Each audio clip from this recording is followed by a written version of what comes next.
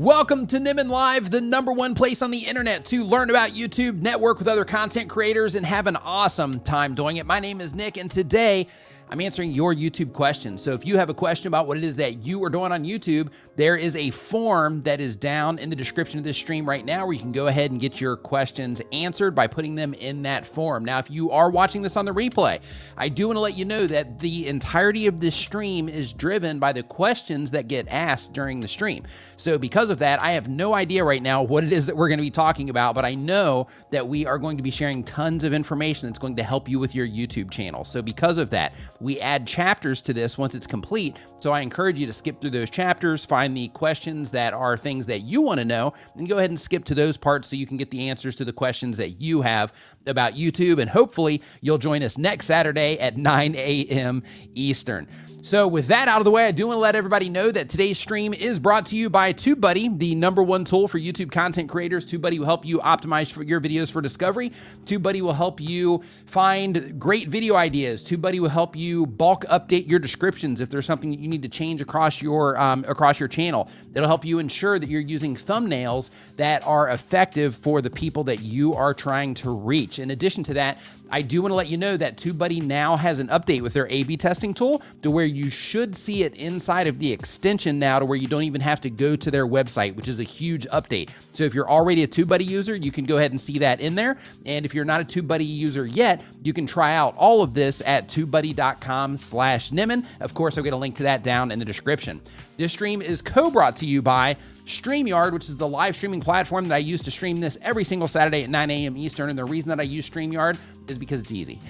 It's super, super easy. They do all the heavy lifting for me in the cloud, which means that I don't have to tax my computer or make my computer work hard to use it. If my stream goes down for any reason, StreamYard actually holds it open so I can join back in on my phone later, because you can use it on computers, you can use it on tablets, you can use it on phones, and so on. In addition to that, they also make it really easy to bring guests on, to add graphics to the screen, and even add little tickers like you see going across the bottom of the screen right now, just to keep people informed on what it is that we're actually doing in the stream today. So you can try out StreamYard at StreamYard.com. Man, I'm so glad to be back. It's been 2 weeks, I think, since the last stream. Went over to the States, went over for Vid Summit, had a fantastic time over there, got to meet and hang out with some awesome people over there. We got Ernie in the chat right now, Shark Scrapper. We got to, hang out at Vid Summit. Had a wonderful time over there, and I'm super pumped up to be back. I'm excited to be back home. I'm excited to, be back here, live streaming here with you. And I'm excited to answer your questions today and help you kind of navigate YouTube, because it's tough out here in these YouTube streets. One thing that Vid Summit reminded me of when I went is that, there's a lot of people that are just getting started, right? A lot of people that, just like you guys, or just like some of you that are, just getting started, or maybe if you already have a little bit of momentum, a lot of people just trying to figure out, like, what do I do next? Like, what's the thing that I need to do? So because of that, hopefully I can answer some of those questions here for you today and help you, better navigate what it is that you are doing on YouTube. So Dr. Nos, what's up, man? Hope that you are doing fantastic. Doug Houston, YT in the house. We got Brad, Magic Flying Potato in the house. I got to hang out with him also here at Vid Summit a couple weeks ago. Yeah, just awesome time. We had just a fantastic time there. So just as a heads up, they are pre-selling. For those of you that are interested in Vid Summit, they are pre-selling the tickets for next year. You can find that information at vidsummit.com. It's going to be held in Dallas, Texas instead of LA, so that might be a little bit more convenient for some of you, depending on where it is that you might be coming from in the world, or at least in the States. So you can check that out. Of course, link down in the description, or you can just go to vidsummit.com and get that information there. So got to kind of work through this, trying to get my mojo back after not streaming. So I did the new stream yesterday, and even with that one, I was like a little bit choppy and kind of all over the place. Plus my sleep is a little bit messed up. So because of the time zones, basically when we went over there, we have to adjust, right? Jet lag, because it's literally a complete opposite of the sleep schedule. So we have to adjust for that. And then right when we get adjusted, literally like a day and a half later, we have to hop on a plane and then come back. So that's all kinds of fun for your brain when you're traveling around and all that. For example, this morning I woke up at 4 a.m. It's 8 p.m. right now, so we're gonna see how long I can keep this going before my brain starts falling apart. But fingers crossed, we're gonna get through the whole thing today.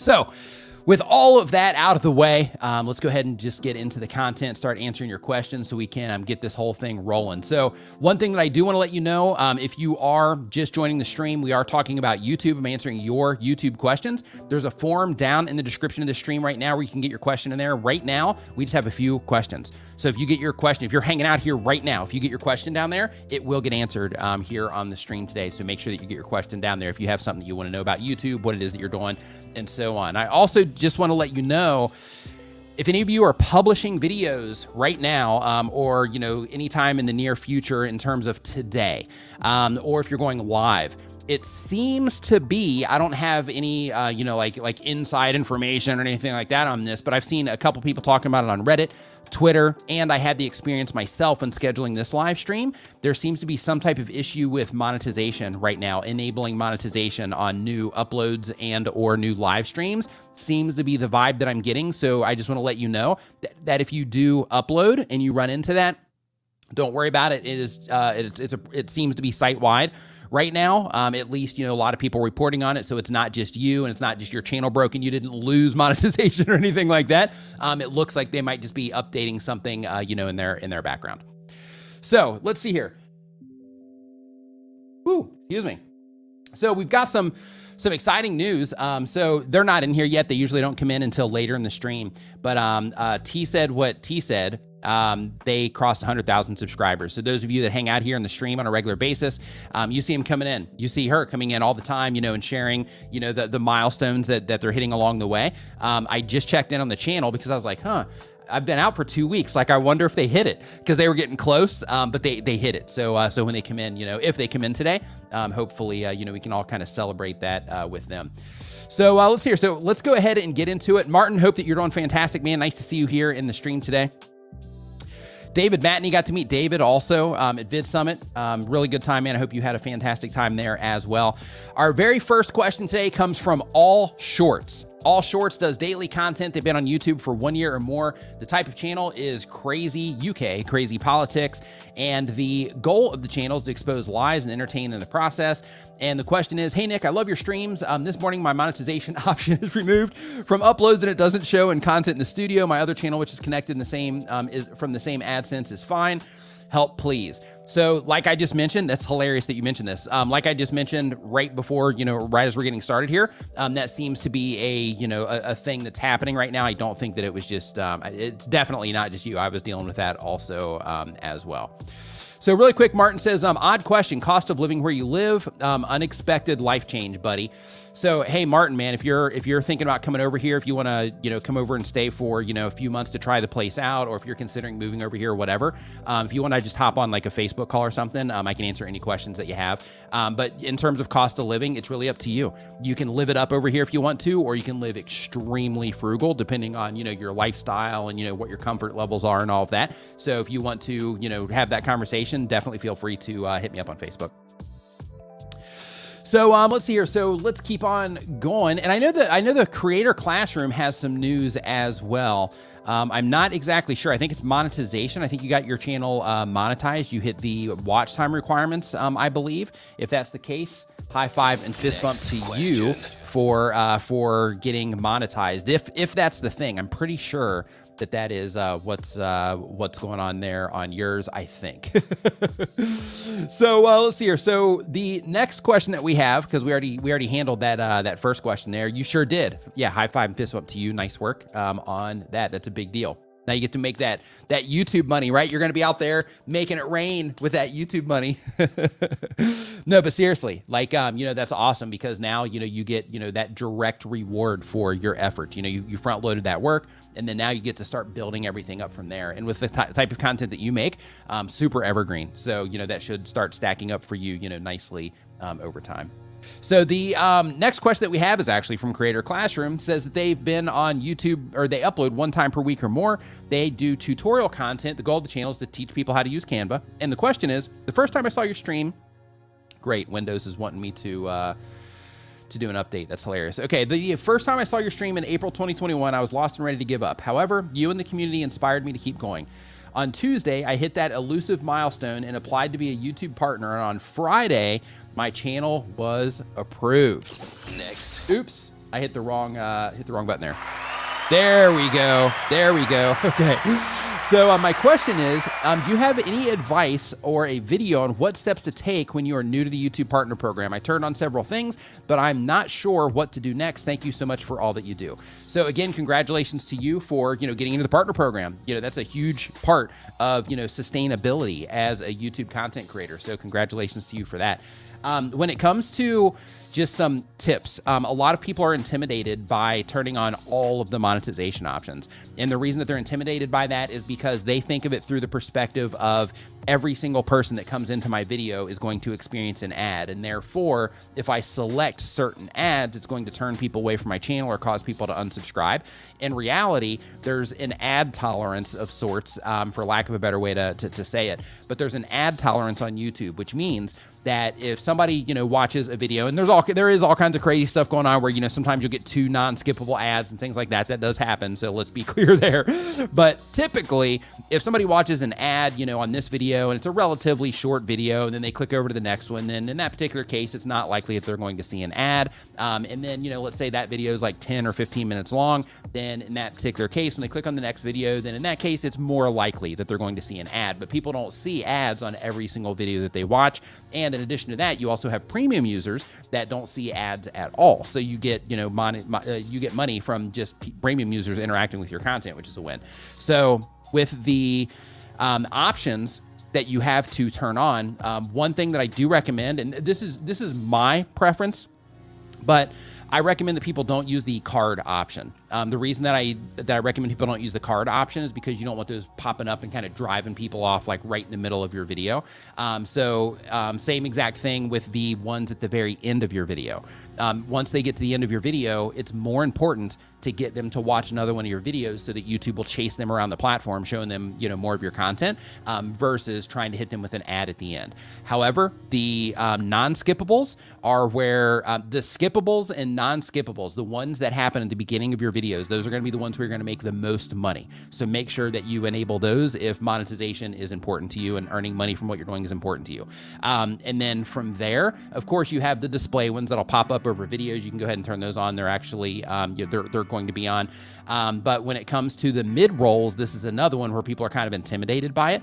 And this is one of those moments where you just have to remember that not everybody is going to see one of those mid-rolls. So there's going to be some people that will see it, some people won't. But if you do turn on the mid-rolls, then you will make more money as well. But when you're putting them in there, instead of letting YouTube say, it's going to go, we're just going to, hit somebody with it, experiment. And as you experiment, what you want to make sure that you're just thinking about is, I'm going to try somewhere YouTube is doing theirs. I'm going to see, how much money is generated there, and if there was any type of, impact on the video, which there won't be. And then also experiment with, because you do training content. So if you are trying to take people through a specific concept to make sure that they get the value out of the video, you might want to insert an ad, after one of the, after that particular section of your video is done, so that they can get the information that they want, right? So just make sure that you are thinking about that when it comes to the ads, but really just enable, everything except for the cards and except for the ones at the end. And then, as you go along, you'll be able to, start deciding if you want to, continue having mid-rolls and that sort of thing.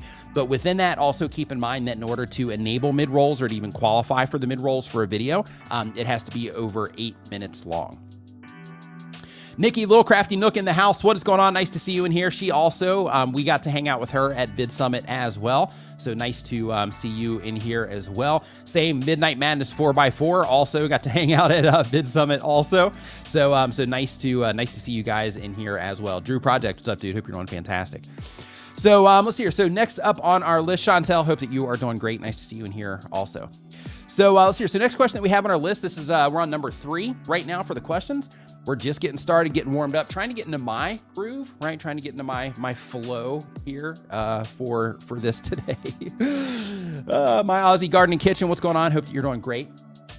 So the next channel that we have here on our list, this question comes from Premium Wrestling. Premium Wrestling has a channel where they do wrestling education and wrestling entertainment.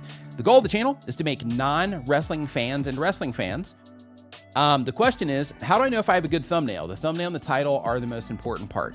It's all important. but those are the ones, if nobody clicks on your thumbnail and title, then in that case, you can't, do all the other stuff. So, absolutely the topic, the thumbnail and the title, because the thumbnail and the title actually express what the video is about or the topic. So, all those things are super important. But when it comes to knowing if you have a good thumbnail, what you have to do is you have to look at your click-through rate, and you want to look at your click-through rate compared to the impressions. So the more impressions you get, the harder it is to maintain a high click-through rate. So you might look at your video and you might say, hey, I've got like an 8% click-through rate or a 5% click-through rate. I'm doing okay. But then you go and you look and you might have, 1,000 impressions on that video. So in that particular case, that's actually not as good as it might, originally appear. So what you need to start to do is over time, start to identify the videos that, perform well for you in terms of the click-through rate compared to the impressions. And you want to start to establish baselines across your content, so you can start to identify that, hey, if my content hits a certain amount of impressions and then my click-through rate isn't, this certain, number on this specific traffic source, then in that particular case, I want to, update things. So that's what you want to make sure that you do. Scully's House of Thrillers, what's going on? Hope that you are doing fantastic. So let's see here. So next up on our list here, we've got number 4, which is bald and beardsman. Speaking my language right here, bald and beard. So, so happy to be back. If you're enjoying the show, remember to give it a thumbs up and share it with a friend right now.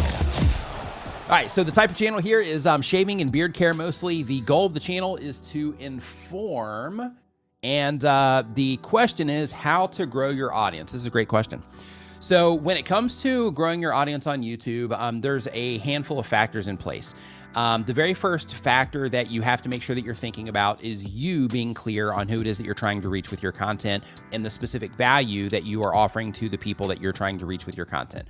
So for example, since you're doing shaving and beard care, it's pretty clear who it is that you're after. You're after people that, people like me, right? That are, like shaving your head and, of course you're taking care of your beard. In my case, I actually might not be who it is that you're looking for, because I typically leave my beard, relatively, trim. Whereas, you might, and this is an important part of really understanding the nuance of who it is that you're going after with your content. You might really only be going after people with, longer beards, and you might be doing that so that you can share oils with them and, all this, more advanced beard care that you have to do when you have a longer beard. So, so the very first part is, of course, making sure that you are getting just crystal clear on who it is that you are making videos for.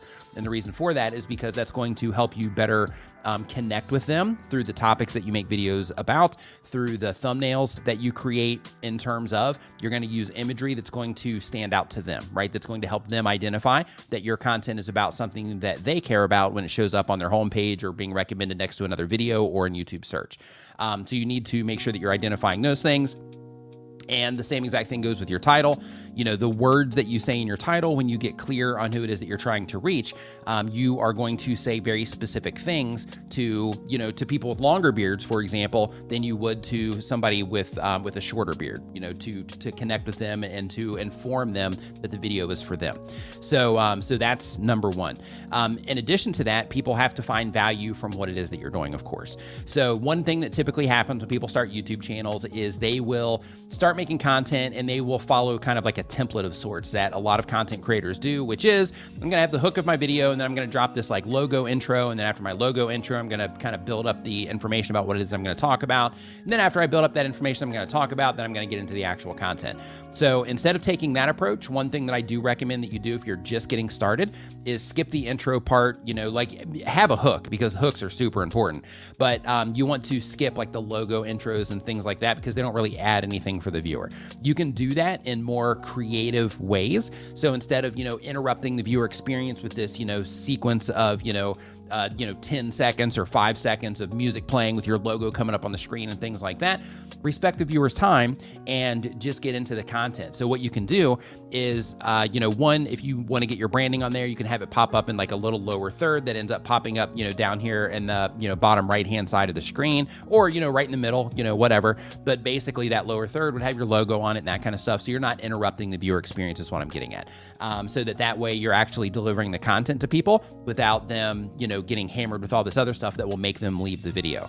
The reason this is important for growing your YouTube channel or growing your audience is because the longer you can keep people watching your video once they click on it, the higher the likelihood that YouTube is going to show it to more people. So because of that, when you put interruptive things in there like logo intros, that can cause people to leave. And when those people are leaving, especially when you're first getting started, then that's kind of working against you to get your videos in front of more people. So because of that, you just want to focus all of your efforts right now on the viewer experience in terms of, okay, once they see my thumbnail and title on, on a homepage and they click on it, from that moment, what happens with my actual content itself, and how can I get them as far as possible in the video? And in a perfect scenario or in an ideal situation, you want to get them all the way to the end of your video, and you want to set up the next video in terms of the person that clicked on the video, they're watching through it, and you want to think about, okay, any other videos that I have on my channel, even if you've only got 3 videos, out of those 3 videos,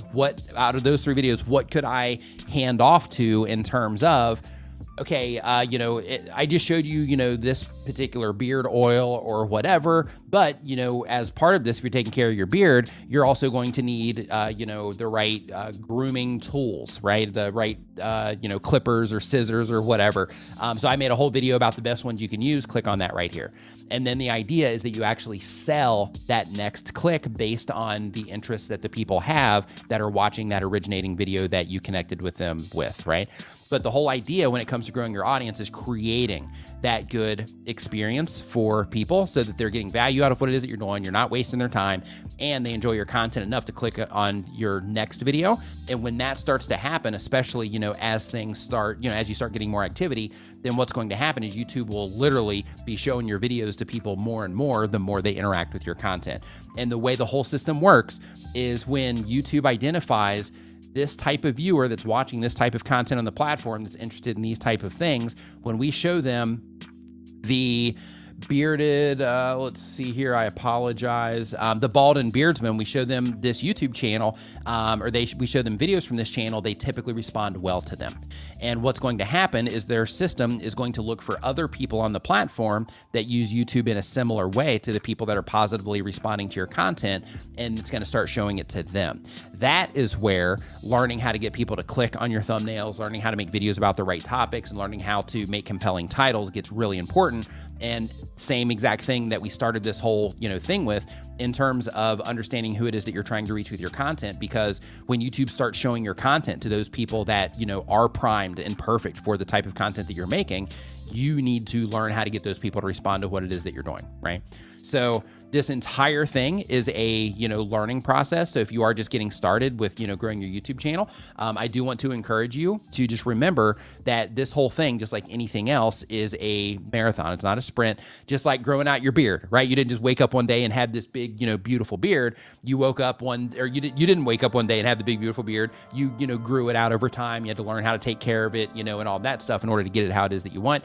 YouTube's the same exact way. You have to, learn how to do, all the stuff, and the better you get at it, and the better that you understand it, and the better that you understand your audience, the better that you're going to end up doing long term. So, so hopefully that helps in terms of, what's important for growing the channel. Doug, I see your message. So really quick, iFund Chris. Oop. Welcome to the Nimminati. Welcome to the Nimminati. Next time you get the chance, go to nimminvip.com. That will take you to our members-only Facebook group. Once you get over there, make sure you fill out all the information on the way in, because that's how I verify that you are a member on the way in. So let's see here. So next up, we've got some super chats that came in. So I'm going to get those taken care of real quick. Super chat. Excuse me. Amy Johnson, what's going on? Hope that you are doing fantastic. Nice to see you in here. Brown Gal Peace Lounge. Hope that you are doing great. Deleted user is the name that I'm seeing on my end here. This says, yeah, it just says deleted user. I'm not sure. And you're a channel member, so I'm not sure what the name is on that. That's interesting. So, so let's see here. So, Laughs, Gags, and Gossip says, if a channel gets demonetized, how do we find out why? So if your channel gets demonetized, YouTube will send you an email. In some cases, they'll give you just a very rough idea of what could have possibly happened, but a lot of times it's extremely vague and it's not clear at all. So, you know, typically if you get demonetized, they will send you an email to give you some type of information. But again, in some cases, they are, you know, in some cases they are, you know, just not, you know, not very clear. So unfortunately, you know, you'll have to, you know, dig up that email and, you know, try to get some type of correspondence from them, either by tweeting at Team YouTube on Twitter, or going to Google and typing in YouTube community forums. And then once you type in YouTube community forums, then you are going to be able to go in there and you can kind of plead your case and try to figure out, you know, exactly what went on. But again, you know, it's likely that you're probably not going to know exactly what happened. So deleted user here. Super chat. What do I say deleted user? Weird. It says, yo, Nick, formerly known, the driver sensei. Okay. Got it. Yeah. So man, driver sensei, you're from my view, it says deleted user is what I'm seeing here. I'm not sure what's going on. I don't know if everybody's seeing that or if I'm just seeing that on my end. It might be a glitch of some kind, but the question is, so I took everything off of my channel, and I'm doing a 100%, you change the name until you restructure. Okay. Got it.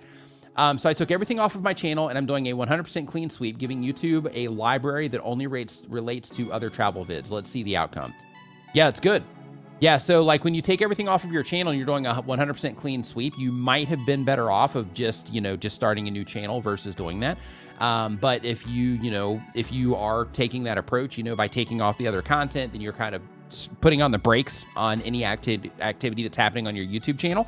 And then, you know, by doing that with the new videos that you upload, you should be able to train the system in terms of, you know, who the right people are.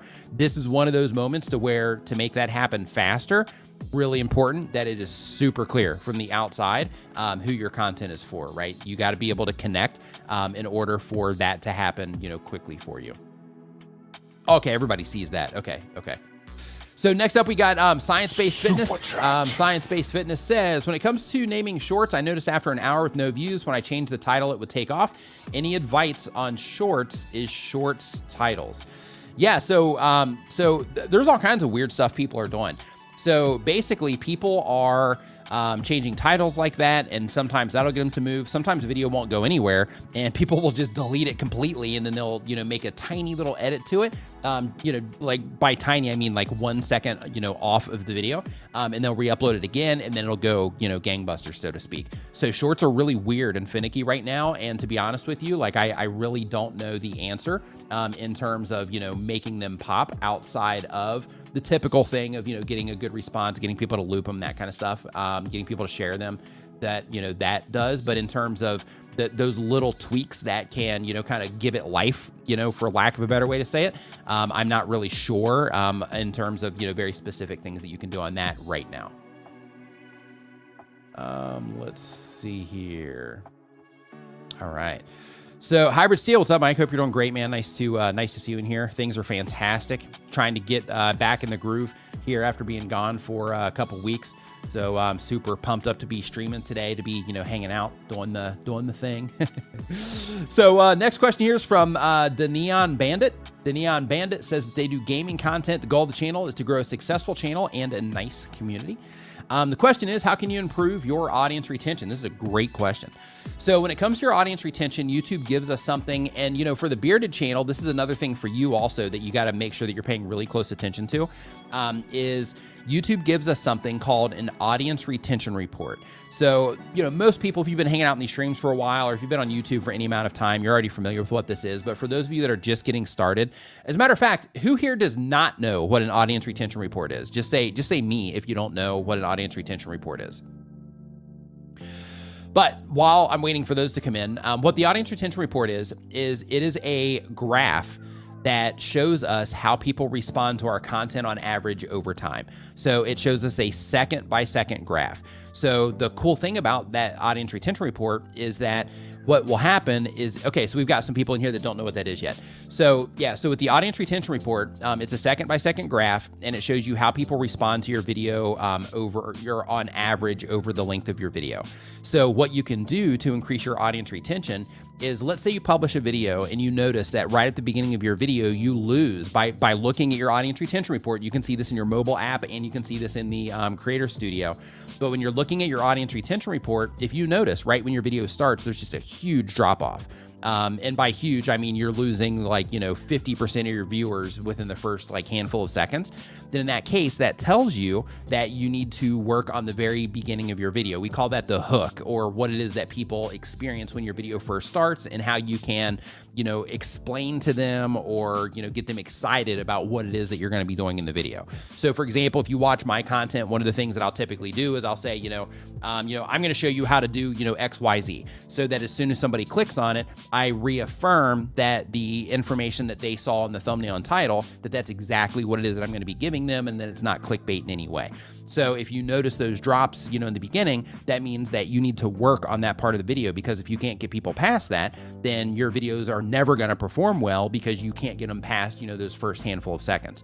Then as your video progresses and as you get better at, holding attention from the beginning, and just a heads up, sometimes people, they'll get started and they'll be able to hold people right out of the gate. You might be one of those people. I'm just giving you different scenarios. But the next thing is, as you are looking at your audience retention report, it's common for you to have like a gradual drop across the video. But what YouTube wants is they want you to keep that, as high as possible for as long as you possibly can. And the more effort and time that you're willing to put into it, the better results that you're going to get. But what you want to do is you want to start analyzing things to where you notice, okay, my line for my audience retention is going like this, and then I had this like little dip right here where I just lost a small percentage of viewership. What happened in that particular part? And you want to start analyzing your content. You want to start looking for patterns over time, to where you can start noticing, when I do these things, people typically leave. When I do these things, people typically stick around. And then you also want to look for similar drops like that throughout the entire video, so that you can look for those problem areas and try to fix them in future content. In addition to that, you also want to look for places that hold people's attention. And the reason you want to look for those is because that gives you a clue into the stuff that you're doing that people are that they're really enjoying. So because of that, when you look for the audience in the places in your audience retention reports where the line is relatively flat, that means that people aren't leaving during that particular part of the video, that you have their attention, that they're captivated by your video, and that they're enjoying the content. So you want more of that, right? So you want to make sure that you're paying attention to the things that do cause those, more flat lines or the lower gradual drops. And then of course, you also want to look for any spikes that happen, because the spikes are, you can see things to where, you might see a dip and then it comes up on the other end. That means people skip that particular part of the video. You'll see this a lot in intros. Another thing that I was talking about before with Bald and Beardsman was talking about, making sure that you don't, especially when you're just getting started, that you don't fill the front of it with like logo intros and things like that. And the reason that you don't want to do that is because if you look in your audience retention reports, you'll see that in almost every case, not all, but in almost every case, you'll see at least a small percentage drop during those intros, which means that you're losing people during those intros. And on one video, not that big of a deal, but if you scale that across a library of 100 videos or 500 videos or 1,000 videos, that's a ton of people that you miss the opportunity to connect with, right?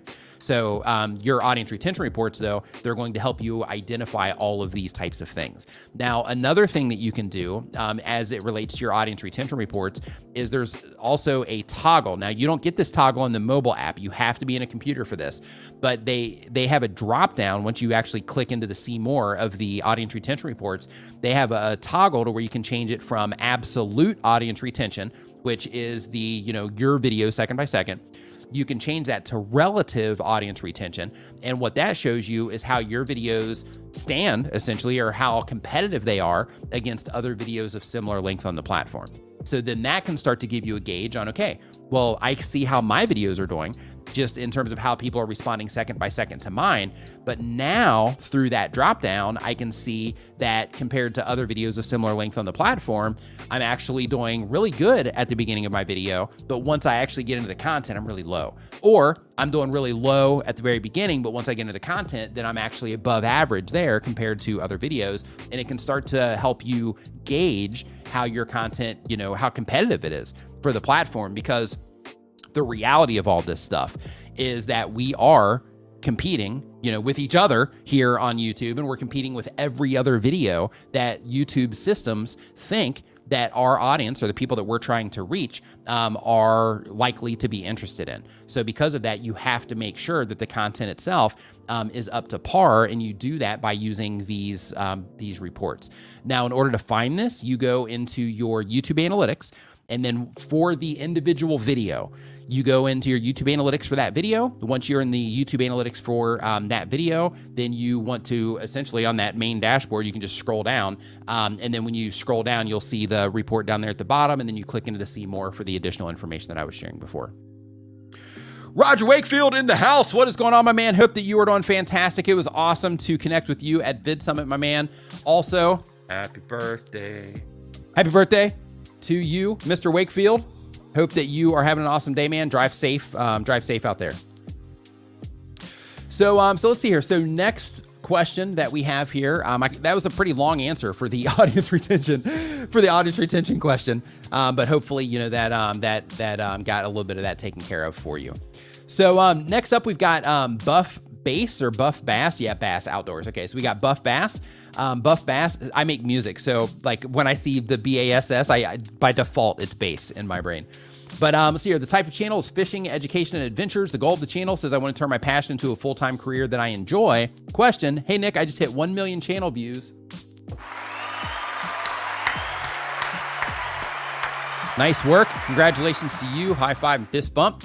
Says, just hit 1 million channel views with shorts and long form. Would you consider that a less important milestone, considering a good amount of those views came from shorts? No, you still got in front of 1 million people. Think about that. Like you've had 1 million people interact with your content. That's a ton of people. You know, there's a lot of people that will publish videos. It'll take them a long time to have 1 million people interact with what it is that they're doing. So even though those came from shorts, doesn't mean that it's not, you know, that it's not good, right? I mean, a view is a view. I mean, not really. The long form content views seem to be more valuable views, so to speak, compared to shorts views. However, you know, you're still having the opportunity to get in front of 1 million people. So it's awesome that that you have that 1 million. Hey, I want to let everybody know, also, yeah, Direct D mentions it right here. And I just wanted to drop that reminder also, just for those of you that might be uploading today, or maybe you're going to be live streaming today.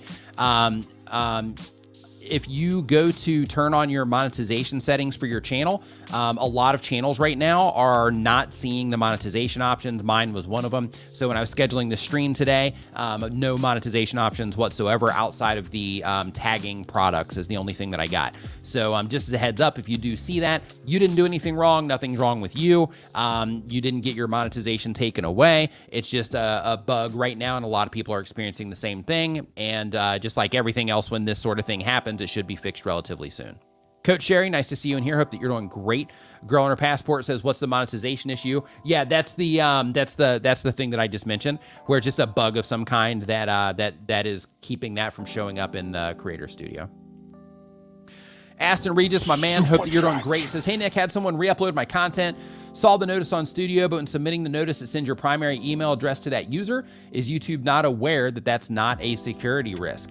Yeah, I mean, it is a security risk without question, but I mean, you know, it's part of the process if you are going to, you know, submit that, you know, from directly inside of the Creator Studio. Another option that you do have is you could submit, you know, you could go the long way around and you could submit a legitimate like DMCA takedown notice. You could do that same exact thing. And you could, you know, give a different email for that if you wanted to. So next up on the list here, we've got Will Brown is a independent author, says that they do personal finance content. The goal of the channel is to help and encourage authors to reach financial independence and to create a community. The question, hey Nick, I'm about to start my YouTube channel, but I'm concerned I'm too niche down. I'm focused on personal finance for independent authors and writers. I'm thinking about going up a level to target financial independence for creatives in general. But I'm concerned about getting too far into the very popular personal finance and financial independence fields. Thank you for all that you do for the community. So first off, congratulations to you for being like, hey, I'm going for it. I'm gonna do the thing, right? So that's the biggest hurdle that people have, because, you know, it's like, oh, I'm gonna be on camera, or, you know, people are gonna hear my voice and all that. Some people, you know, that's a really hard thing to get over. I had to, you know, kind of struggle with that one myself when I was first getting started. But in terms of being, you know, niche down like that, one thing to consider is instead of, I mean, totally your call, you know, on this one, but I'm just kind of brainstorming here. So one thing that you can do is, you know, one option is, you know, the channel is personal finance, but if you are wanting to help authors specifically, then you could just be a resource for, you know, independent authors. So instead of it just being like a finance for independent authors, if you wanted to add value to independent authors specifically, then in that case, you could talk about all things, you know, being, about being an independent author, and just have the finance part as one of the pillars, you know, just as an option there. In terms of going a little bit broad and doing it for creatives, you would run into a similar problem there, because let's say that you're doing, you know, if you're trying to just do finance for creatives, one of the problems that you might have there is helping people identify that it's for them from the outside, right? Which means that you would have to be like, okay, here, this is for YouTubers, this is for painters, this is for authors, this is for musicians, this is for, you know, for all the different ways that, you know, people are creative. And I think that that would actually be a little bit more complicated or a little bit more difficult than just being like the best resource on YouTube for independent authors, right? So, of course, it's going to come down to, you know, the approach that you're wanting to take, but that's just, you know, some food for thought in terms of like where, like if you're wanting to serve the independent authors, I think that would be a better approach to take, instead of trying to go broad and reach people that you're not really trying to connect with, just so you can ensure that you get the personal finance stuff in there. But one thing I do want to say, just as a quick heads up, is like personal finance for creatives and for content creators, and, you know, like that whole thing is something that's really needed. Like there's general finance stuff, but there's not a channel or any channels that are dedicated to helping, you know, content creators, at least that I'm aware of, helping content creators, you know, understand, you know, like, you know, that you can write things off, and, you know, different tax liabilities that you have, and, you know, setting up different companies or different types of companies for doing different types of things and all of that.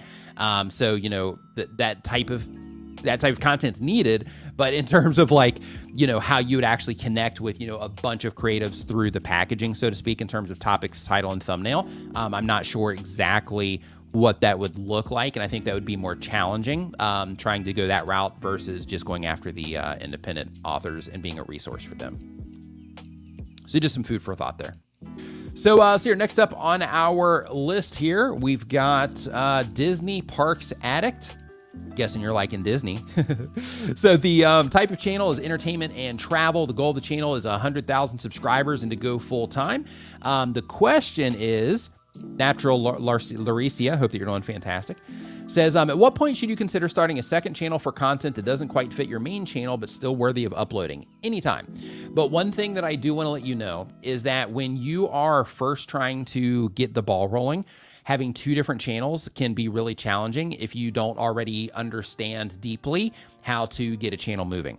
And the reason for that is because you will be trying different things on two different channels, and that can kind of pollute your understanding of, you know, the things that work and don't work. So for example, you know, the things that work on one channel, like let's say, for example, you know, the approach that I would take on my channel compared to the approach that I would take if I was running Speak to Existence YouTube channel, two totally different approaches, you know, that I would take for those. So unless you understand that deeply, which you may, unless you understand that deeply, then I would just focus on one channel and learning how to get the activity and connect with the audience and understanding your viewers that you're trying to reach and all that. I would make sure that you get crystal clear on that and that you start getting results on that first, and just, you know, just focus all on that so you can get it moving. And then once you're like, okay, I got this now, you know, I'm consistently getting views on this other channel, you know, as I'm trying to increase the views over there, because I understand how to do it now. I understand how to get people to respond. I understand how to write compelling titles, thumbnails, put the videos together in a way that people respond to positively and all that. Now that I understand that, I'm going to try to, you know, do it on another channel with this other type of content that I'm also interested in publishing. So as part of that, keep in mind that when you are running two different YouTube channels, it can become, you know, quite a workload depending on how often you're publishing and things like that. But, you know, some people are willing to, you know, to go for it and do that. So you might be one of those people. Other people will have other people come on board. And this is why, you know, starting a channel and getting that one successful first, or at least getting some momentum first, is important, because, you know, some people will do that and then they'll use that channel to fund hiring people to help them so that they can have them handle a lot of the stuff that takes time on that channel, so that they can start uploading on that second channel. And then they'll build that one, hire people to, you know, help on that one, and then kind of keep expanding out that way. So hopefully that helps. Let's see here. So next up on the list here, we've got, and hey, just as a quick update, if you are just joining us, what we're doing today is we're talking about YouTube. I got a little ticker going across the bottom of the screen right now, you know, it's giving you some insights on what we're doing here. But in a nutshell, I'm answering YouTube questions. So if you have a question, I've got a form down in the description where you can put your question, and I'm answering them in the order that they're received. Later in the stream today, we're going to be doing like a lightning round to where I'll be pulling them out of the chat. But right now, since I prioritize this form, it just kind of helps me keep everything organized and things like that. Oh, and one thing really quick, I do want to remind you, for those of you that are TubeSpanner users, if you haven't already, make sure that you get your notepad out. If you are not a TubeSpanner user, you can try TubeSpanner for free at tubespanner.com. There's a notepad in there where you can take notes you know, during the video here, and as you take notes, it puts timestamps in there. And when you come back to the video, they'll be there. You can also download them to your computer, things like that. So if I happen to say anything that resonates with you, you can just go ahead and, you know, take that note. But in addition to that, they've got like a link in bio to where you can like embed videos across, you know, your social media platforms into there, script writing tools, an upload assistant to help you, you know, quickly work through like your video descriptions, things like that. Social sharing to where you don't even have to leave YouTube to share your videos out onto Twitter, Facebook, LinkedIn, that kind of stuff. Really awesome tool. Again, you can try that at tubespanner.com. I've got a link to that down in the description, below. So let's see here. I can put my tag up here for our creator mix also, which is a free music resource for YouTube content creators. That's at creatormix.com. That is a website by my brother D and myself.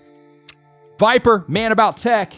What's up, people? This your boy Viper, the man about tech. Yeah. What's up, dude? Welcome to the stream. It was awesome hanging out with you the other day at Vid Summit, or the last week, or whenever it was. My brain's still kind of coming together, but it was awesome hanging out with you, man. Nice to see you in here. And thanks for the plug too, because I've been wanting this for a long time. What's up, people? This your boy Viper, the man about tech.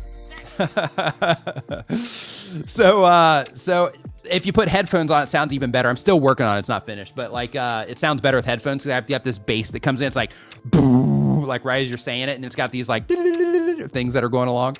But let's do it with headphones if you get the chance. But the KMH family is our next question here. It says they do lifestyle content. The goal of the channel is to entertain and inspire others. The question is, hey, Nick, I hope that you're having a great weekend. I am having an awesome weekend, actually. It says we're about to start shooting the video lessons for our course. We use Final Cut Pro to edit, but what screen share software do you recommend to make it more engaging? We'll be going between full screen slides with us at the bottom corner to fill the screen of us teaching it. So I recommend Camtasia. The reason I recommend Camtasia is you can do all the like zoom in, zoom out. They have a highlight cursor, which basically means that when you, basically it's just one little thing, you just drag it onto your timeline, and then like as you're moving the mouse around, you can change the color or whatever, but it puts a little like a highlighter essentially on your cursor. So it's just really easy to follow. You can adjust the opacity of that. You can change the color, you can change how soft the edges are on it and all of that. You can draw boxes around things inside of Camtasia. You can edit the actual screen recording part directly inside of Camtasia as well. It's awesome for screen recording. I've been talking about Camtasia since 2014 when I first started my YouTube channel. So you can try Camtasia, but they're like hands down the best screen recording software. I actually have a Mac also, because you mentioned Final Cut. I tried what's it called, ScreenFlow, I think. And in terms of like, being intuitive, like ScreenFlow, it's kind of clunky. And with Camtasia, everything's smooth, and it's just like really easy to figure out like what to do inside of that. And as another bonus as well, you can also record your video while you're recording the screen recording, and then you can actually just edit them, right there together within the software itself. It's fantastic. So here, next up on our list here, we've got Orange Game. Orange Game says they upload when they have time. They have a gaming channel. The goal of the channel is bringing content to players and playing together with them. The question is, hello, Nick. My question is, how do I make an interesting title and thumbnail for a game that is not popular and a lot of people don't know about it, so I can bring more players both to the game and to my channel? So make it about the concept of the game. So for example, you know, this independent game, you know, is the funnest game I've played ever. Those types of things, or this, you know, this unknown game, workshopping this on the fly here. This unknown game this unknown game was so fun. This unknown game, I had so much fun with this unknown game. This unknown game, you know, is all I'm going to be playing from now on, you know, those types of things. So just optimize it around like the experience and the fun that you're having with that game and that type of thing, but try to, you know, make it as short as you possibly can. Let's see here. So next up on the list, we've got KMH Family says, thanks for confirming. Yes, Camtasia is the one I was loving too. Yeah, it's fantastic. So Kato Simple says that they upload 1 time per week or more. They're our next question here. They do Kato product reviews and Kato cooking. And the goal of the channel is to help people along their Kato journey, as well as showcasing that Kato is not as complicated or expensive as people think. Question, at this time, do you think it's worth it to utilize the short form creator tool attached to full-length videos as a long-form promo tool? Do you think the tools will become more robust that make this kind of content worthwhile? I do. I know that shorts is something that they are working on very hard because they are wanting to compete with the other vertical platforms. So without question, as time progresses, like we're going to get more and more short stuff. 2023 is going to be really exciting on that front as well. But when it comes to you know, utilizing the tool, like what they're talking about here, just in case you're not familiar, is inside of YouTube, you have this tool now because, and I'm just going to repeat this just in case you're not familiar with this, you know, for those of you that maybe are just getting started or maybe you haven't ran across the information yet. One of the things that YouTube has done lately is they've updated the algorithm, and they updated the algorithm so that in the past, if somebody watched one of your YouTube shorts, there wasn't a data connection to the long form content. But now they've updated it to where if somebody watches your shorts and they enjoy your short, then YouTube is likely to recommend your long form content to them. So within all of that, they also added an additional feature that's another bridge from your short form content into the long form content, where you can sample a piece of your long form content and make it a short. And then when you do that, then there's going to be a link right there on the screen where people can click it to go and watch the full video. So with that, yes, you can absolutely use that in that way. So I have a channel that I haven't uploaded to in 6 years. And when they made that particular option, I was like, hey, I'm going to, you know, mess with this for just a few weeks and just kind of see, you know, what I can do from, you know, those particular videos on a completely dead channel that I haven't uploaded to in 6 years. And I was able to boost the views on that particular channel by 21,000 views just by sampling a short by, you know, while I was having my coffee in the morning. So, and that was just for a really short, you know, amount of time on that. So, you know, it's definitely something that's effective. But of course, depending on the type of content you're making and things like that, some content will be more, you know, more effective than others. So, let's see here. So as we keep on going, we've got Makiria's Art, and I apologize if I'm saying that incorrectly, but Makiria's Art says that they do tutorial and time-lapse drawing content. The goal of the channel is to share my art knowledge and continue to improve my art at the same time. The question is, should I continue to upload my digital painting tutorial as a long-form content? Absolutely. If people are responding to it, keep doing it. As long as you enjoy, you know, doing it, of course. Hey, so really quick, we have Estude Mathematica says that they've been a member for 2 months, 273,000 subscribers and 40 million views, up from 110,000 and 6 million in January. If you're reading this, please do what Nick tells you. You demand. Thanks a lot. High five and fist bump to you for, you know, for taking action on stuff and, you know, doing the thing, right? That's, you know, you've doubled your subscriber base. You've more than quadrupled your, you know, your view counts since January. You're crushing. So, you know, keep up the fantastic work on your end. Nice job on that. Looking forward to you, you know, coming in here like, hey, I got a gold play button. So, but hey, let's notch this up a little bit, right? Okay, so next, looking forward to you coming in and being like, hey, you know, got, you know, 300,000, 400,000, 500,000, you know, working towards that that gold play button. And then we got 86th Street. Chef Project says, I'm approaching 500 subscribers. And my question is, are there some best practices when utilizing the community tab, like topic, posting frequency, etc.? Absolutely. So when it comes to the community tab, actually, let me go back a little bit. So when it comes to everything on YouTube, it's really important to make sure that you are being intentional about what it is that you're doing and how you're using features and why you're using features and why you're doing the specific actions that you're doing with every feature that you use. And the reason that I say that is because you say, like, you know, posting frequency and the topic, you know, and that kind of thing with the community tab. So when it comes to your community tab, you can use it in a bunch of different ways. The first way, of course, is you can use it to help you better understand the people that are interacting with your content. So I was on Reddit, actually, it was either today or yesterday. And there was somebody in there asking about, like, hey, you know, I have, you know, this game that I currently play, and I'm like just getting, I'm tired of this game. So I want to play something else, but I don't know what to play next, but I want to play something that my audience, you know, likes, but I don't know how to figure that out. So what I told them was on Reddit was I said, hey, just go to your community tab, ask these questions. And the questions that, at least some of the questions that I mentioned in that particular post were, you know, what other games do you play besides this particular game? And then in that particular case, once you start getting that information, you can start identifying, hey, you know, when I ask this particular question, this other game seems to come up a lot. You can also ask, you know, what other types of games do you like to play? So, you know, you can try to find an exact game, but you can also try to find a specific type of game. So, for example, if you're doing a race car channel and the games that you're playing are race car games, and you ask that question, the other type of games that you might find that people play are maybe like flying games or something like that.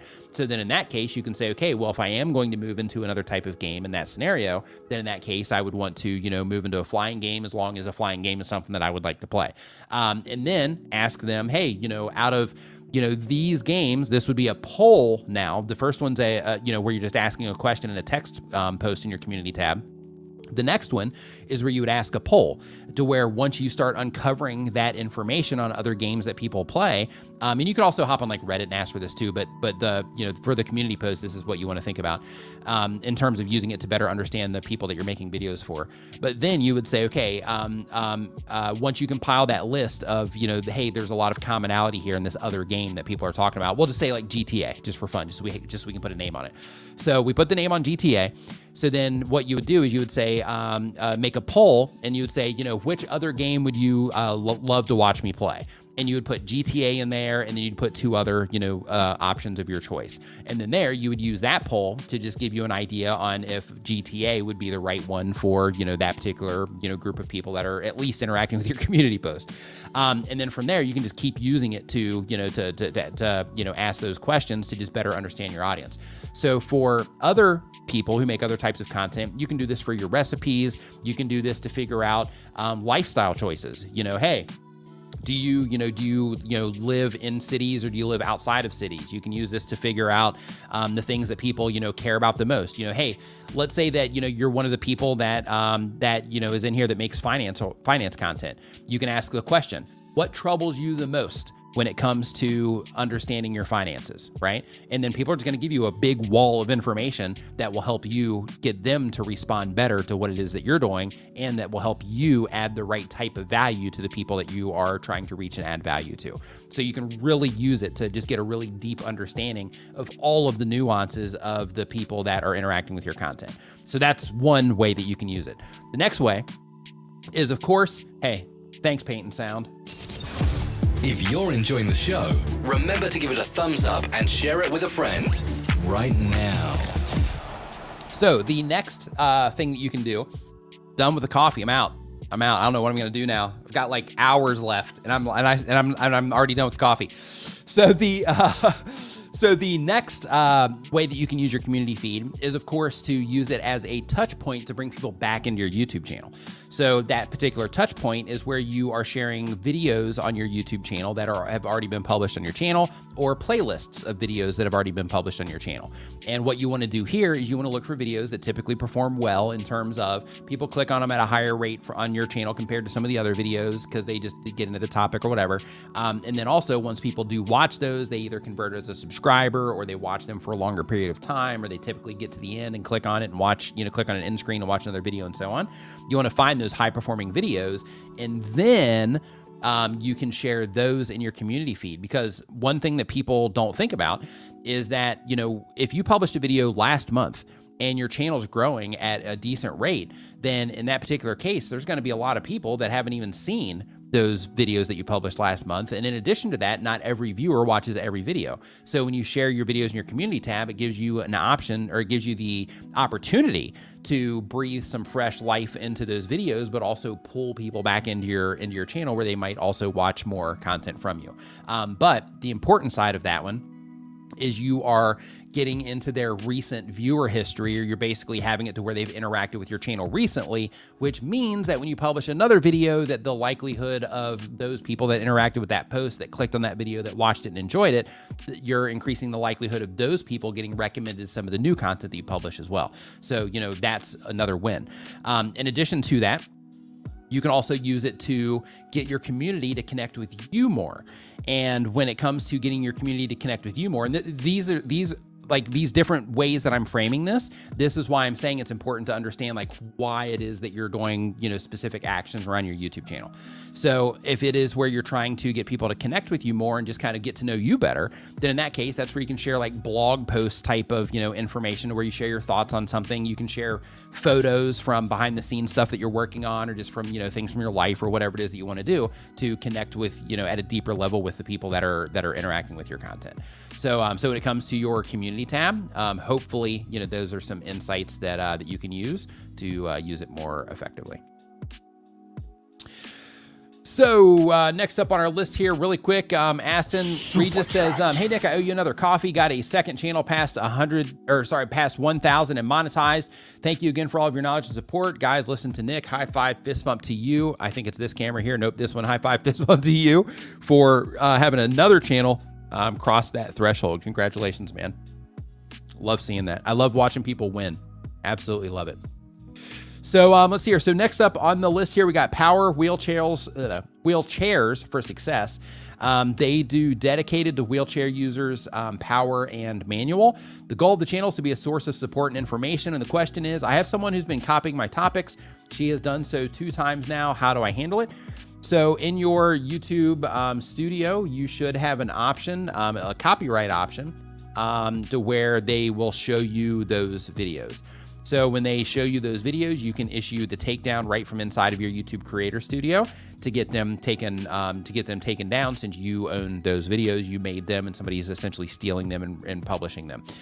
You can also, if you don't see that in your copyright area, but you do know that they've published those, then you can also submit a DMCA. It stands for Digital Millennium Copyright Act. But if you just look for DMCA Takedown YouTube on Google, if you look for that there, then you'll see a Google Help article pop up. Click on that, and then it'll show you step by step how to go through that process. All right. Let's see here. So next up, we've got 86 Boxing says, cheers, Nick. I went over 1,000 a couple of weeks back. Thanks for sharing your tips. High five, fist bump to you as well. More wins coming in. Love it, love it, love it. So let's see here. So next up on our list here. Okay, got that one. Thank you, Doug.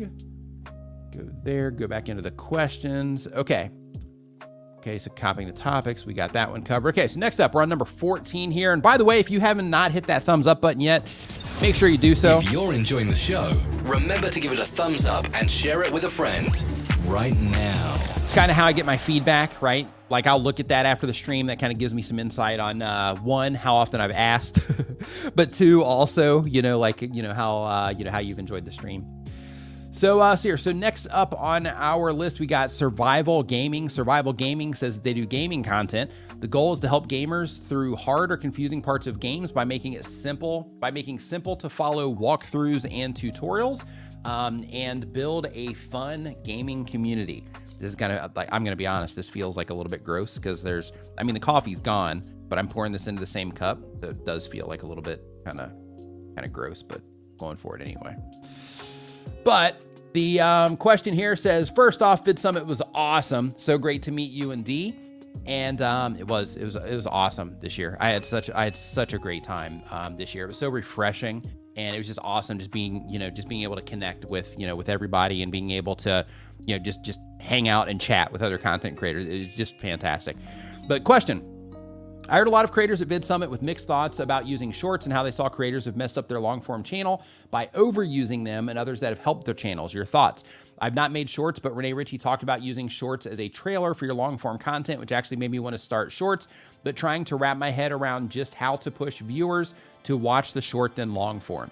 So one of the things that you can do in terms of using it as a trailer is by actually sampling it, right? By sampling, by sampling like a really good, compelling clip out of it that would be appropriate for shorts. And then, that creates that link where people can click through and watch that longer form video.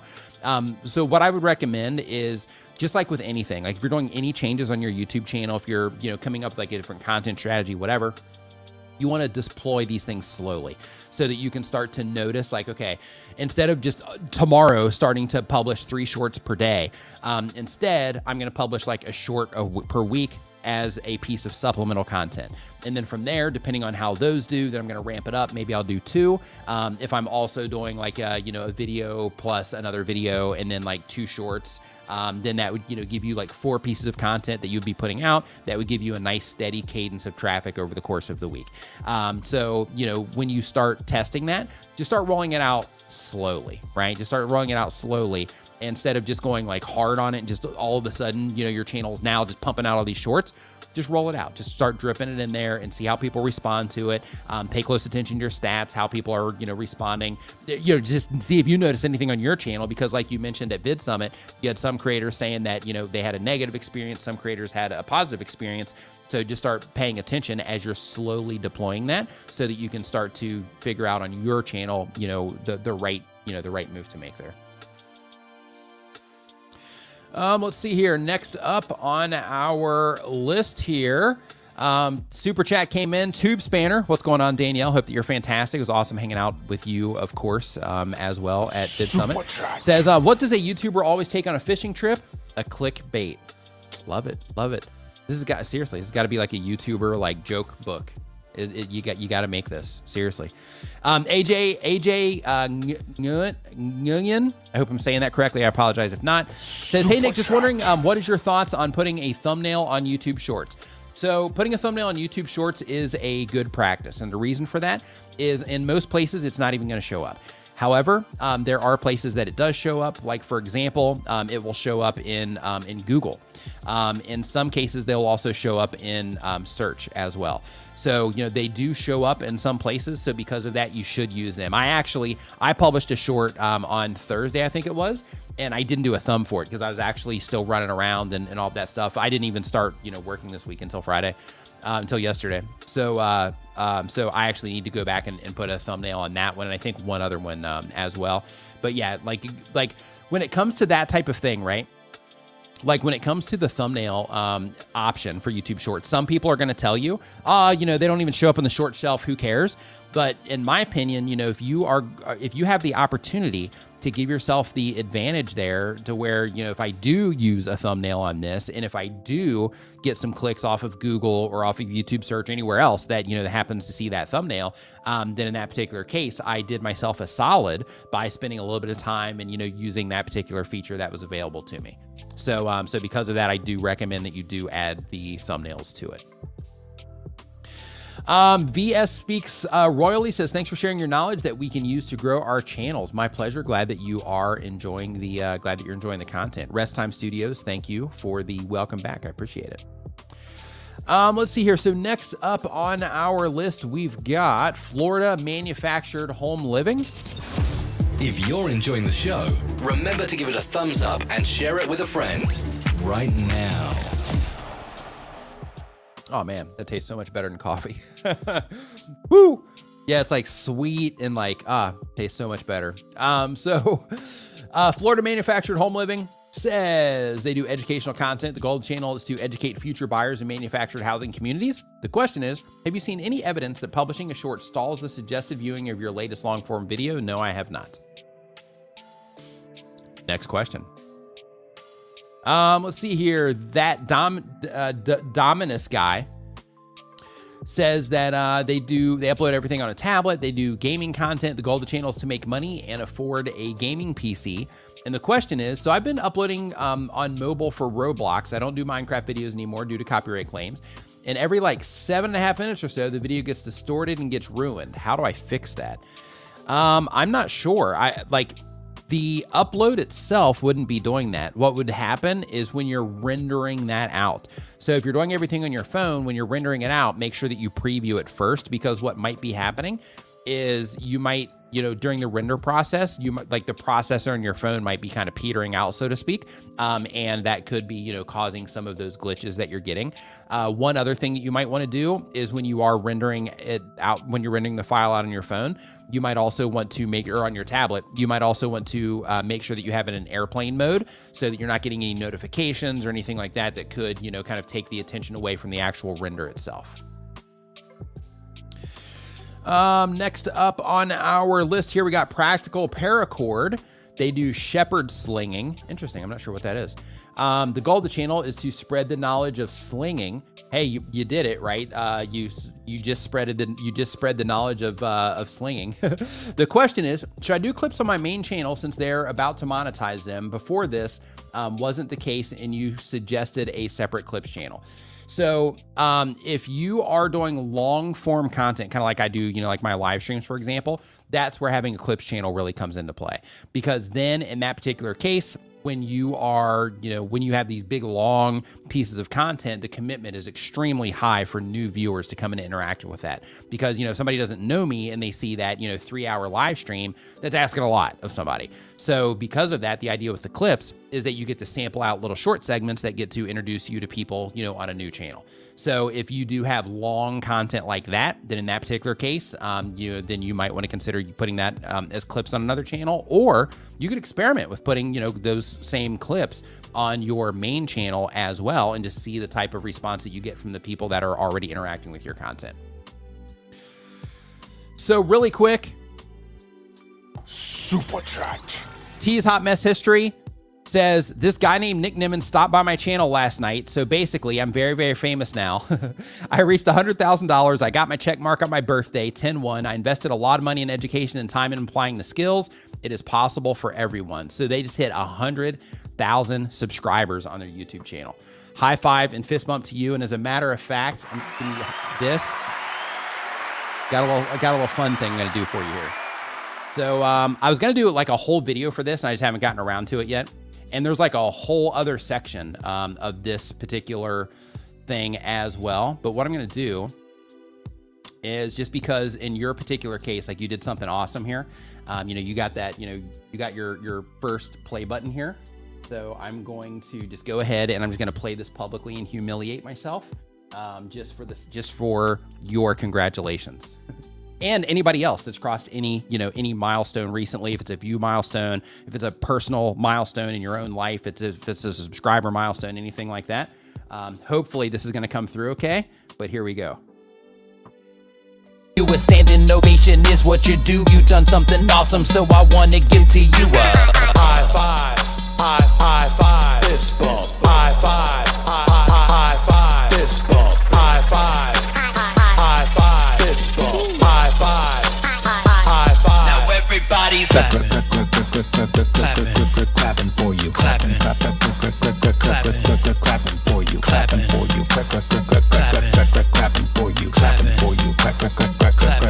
clapping for you.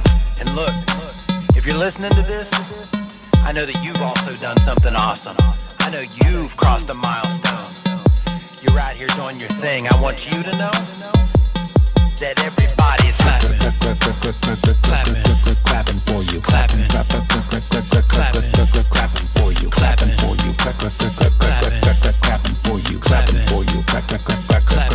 clapping for you. Congratulations to you for crossing 100,000 subscribers on your YouTube channel. It's a big deal. Huge, huge deal. Congratulations to you for crossing that 100,000 subscribers on your channel. Big deal. Brian G. Johnson in the house. What's up, my man? Hope that you are doing fantastic. Nice to see you here in the stream today. Hope that you are doing well.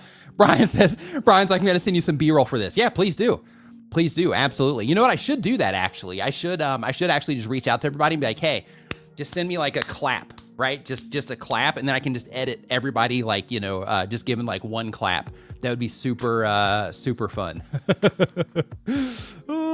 But yeah, you know, congratulations to you. Like, seriously, that's a big deal. Like, you know, 100,000 subscribers, that puts you into, you know, the top percentages there of YouTube. So congratulations to you. Like, you've accomplished something like really, really hard to do. So congratulations to you for that.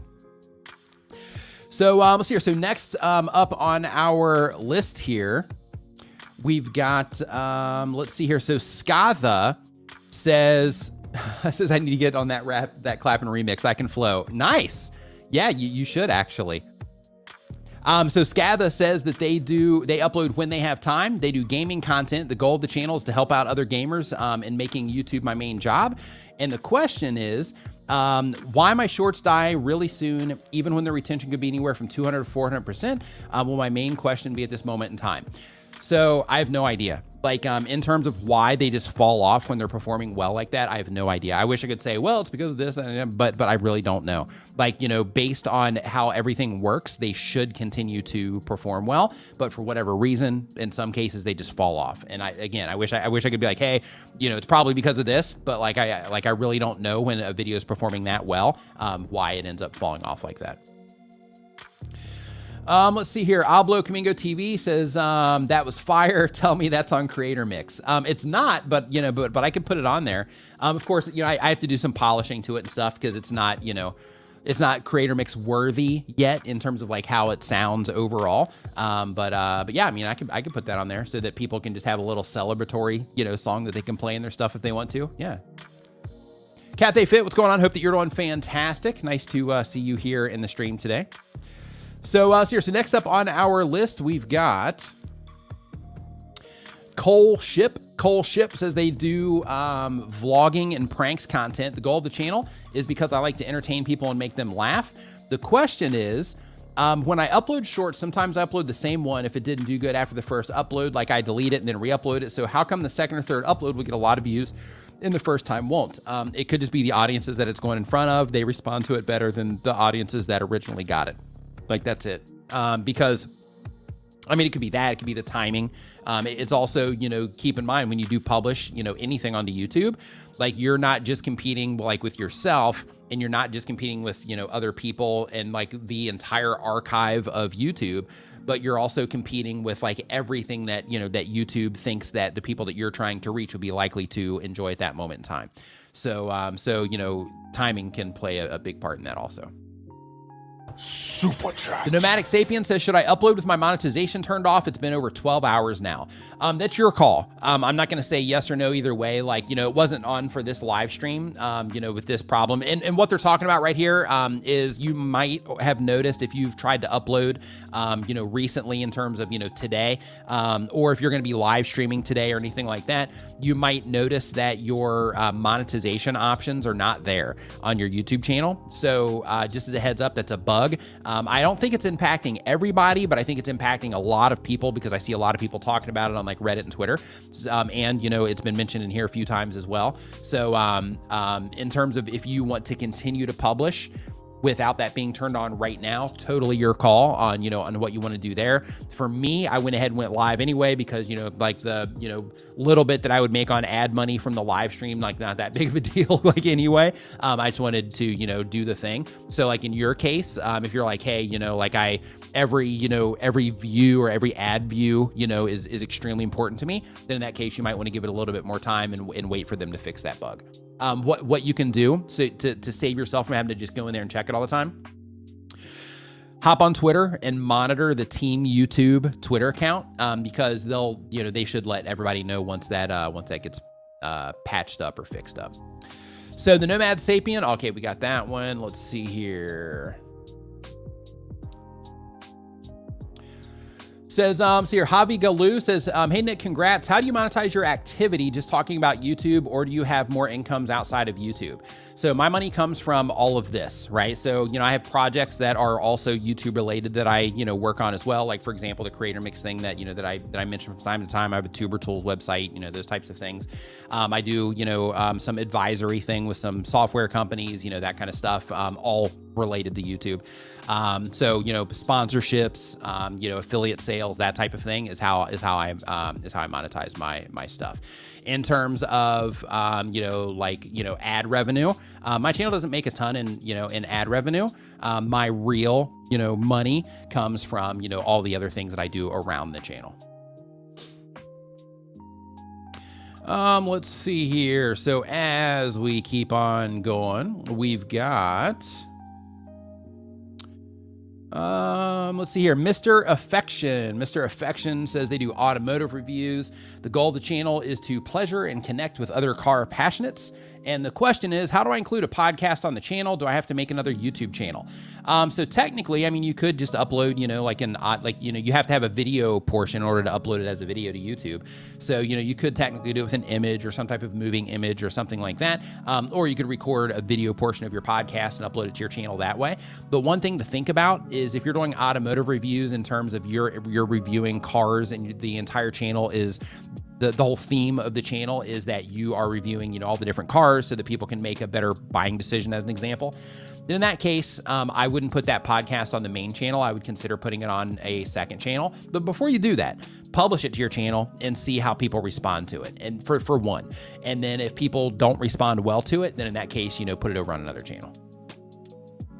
If it's going to be longer and if it's going to be wildly different from, you know, what it is that you're currently offering. Let's see here. So, Six Shop says, how do you find time to make music? With YouTube, I find I have no time for music at all. Any tips on finding time to write songs? So, in my case, I actually, gonna get a little personal here. I hope it's okay. So in my case, I used to, I mean, I still kind of am, because in my brain, I'm always working.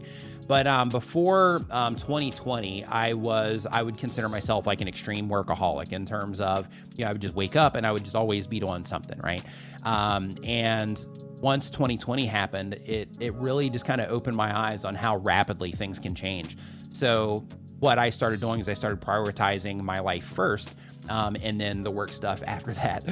So what I do is I make sure that I have hard limits on when I start work and when I stop work, because it's really easy for me just based on my personality type and just the way, you know, because I like doing all this stuff. So it's really easy for me to start working at whatever time and to just keep working until, you know, the sun comes up or, you know, whatever. So because of that, what I started doing during, you know, once 2020 hit and all that stuff that we went through and are still going through, once all that hit, what I started doing is I started, you know, putting hard limits. So, you know, like me personally, like I stop work at, like I leave this room, I should say, around like 12 or 1 a.m. I try to do it at 12, but sometimes I have calls that will take me over. So because of that, you know, I try to leave around, you know, between 12 and 1 a.m. local time. And that's because, you know, I'm in Asia and, you know, most everybody that I talk to is over like in the Western world. So because of that, you know, I kind of accommodate, you know, that time zone. So, so what I do in order to maintain control so that I can, you know, make sure that I'm prioritizing, you know, things that I, you know, enjoy and spending time with my girlfriend and meeting up with my brother and stuff like that. The thing that I do is I just make sure that I put those hard limits so that I can make sure that I have enough time to hang out, enough time to get good sleep, enough time to do the things that I enjoy. So, so that might be something that, you know, that you can try. One thing that I did notice is when I started doing that, is I became a lot more efficient, because when I come in here, it's on. Like I'm not like messing around when I come in here. Like when I come in here, it's on. So, in that particular case, there's not a lot of like, you know, messing around. Like every now and then, like a friend will hit me up and I'll hop on a call or something like that. But for the most part, like when I'm in here, like it's go time. So, so I'm just really, you know, like by putting those restrictions on myself, it's helped to make me a lot more efficient, and it's helped to make me waste a lot less time. So hopefully that helps. So says sleep. What's this sleep thing you mentioned? Yeah, I hear you. Let's see here. So next up, we got Especially Paper. They upload when they have time. The type of channel is paper crafts. The goal of the channel is to teach paper crafts, sell digital files, and affiliate. The question is, I've been experimenting with shorts and get a few thousand views on some videos, but the bulk of videos are in non-US countries. I'm grateful for every view, no matter where the person is, but from a business perspective, it's not ideal. The affiliate links I share are US stores. On my website, I only sell in the US for tax reasons. Any thoughts? Yeah. So that's one thing that that you'll notice with short form content specifically is that the response in non-US countries is extremely high in YouTube Shorts, especially depending on certain types of content. But it is extremely high in non-US countries. And if you are publishing that and you're getting in front of them, then in that case, that's going to be something that you're just going to have to understand that it's going to mess with your conversions. It's going to be great for the channel, but it's going to mess with your conversions on the affiliate side and all of that. But as long as you're still reaching a core audience of the countries that you will be able to monetize, then you'll still be fine. Let's see here. But this is one of those things to where, paying attention, is important, which is something that you're already doing. That's how you notice this. So, this is something, just a little quick side tip for everybody here, is when you are publishing videos to your YouTube channel, a lot of people don't really look in their demographics that often of, the people that are currently responding to their content. And one thing that you will notice if you do start paying attention to your demographics is some content will get better responses from, from different places. So if you are somebody that is promoting something as an affiliate, or you're using YouTube for your company or something like that, then in that case, you can start to notice over time, when I put out content like this, it typically gets better responses from these regions, which are regions that I can't really convert. So because of that, I'm going to make less of those, and I'm going to start trying to come up with new stuff that I can make that will resonate more deeply with the people that that I am actually trying to reach.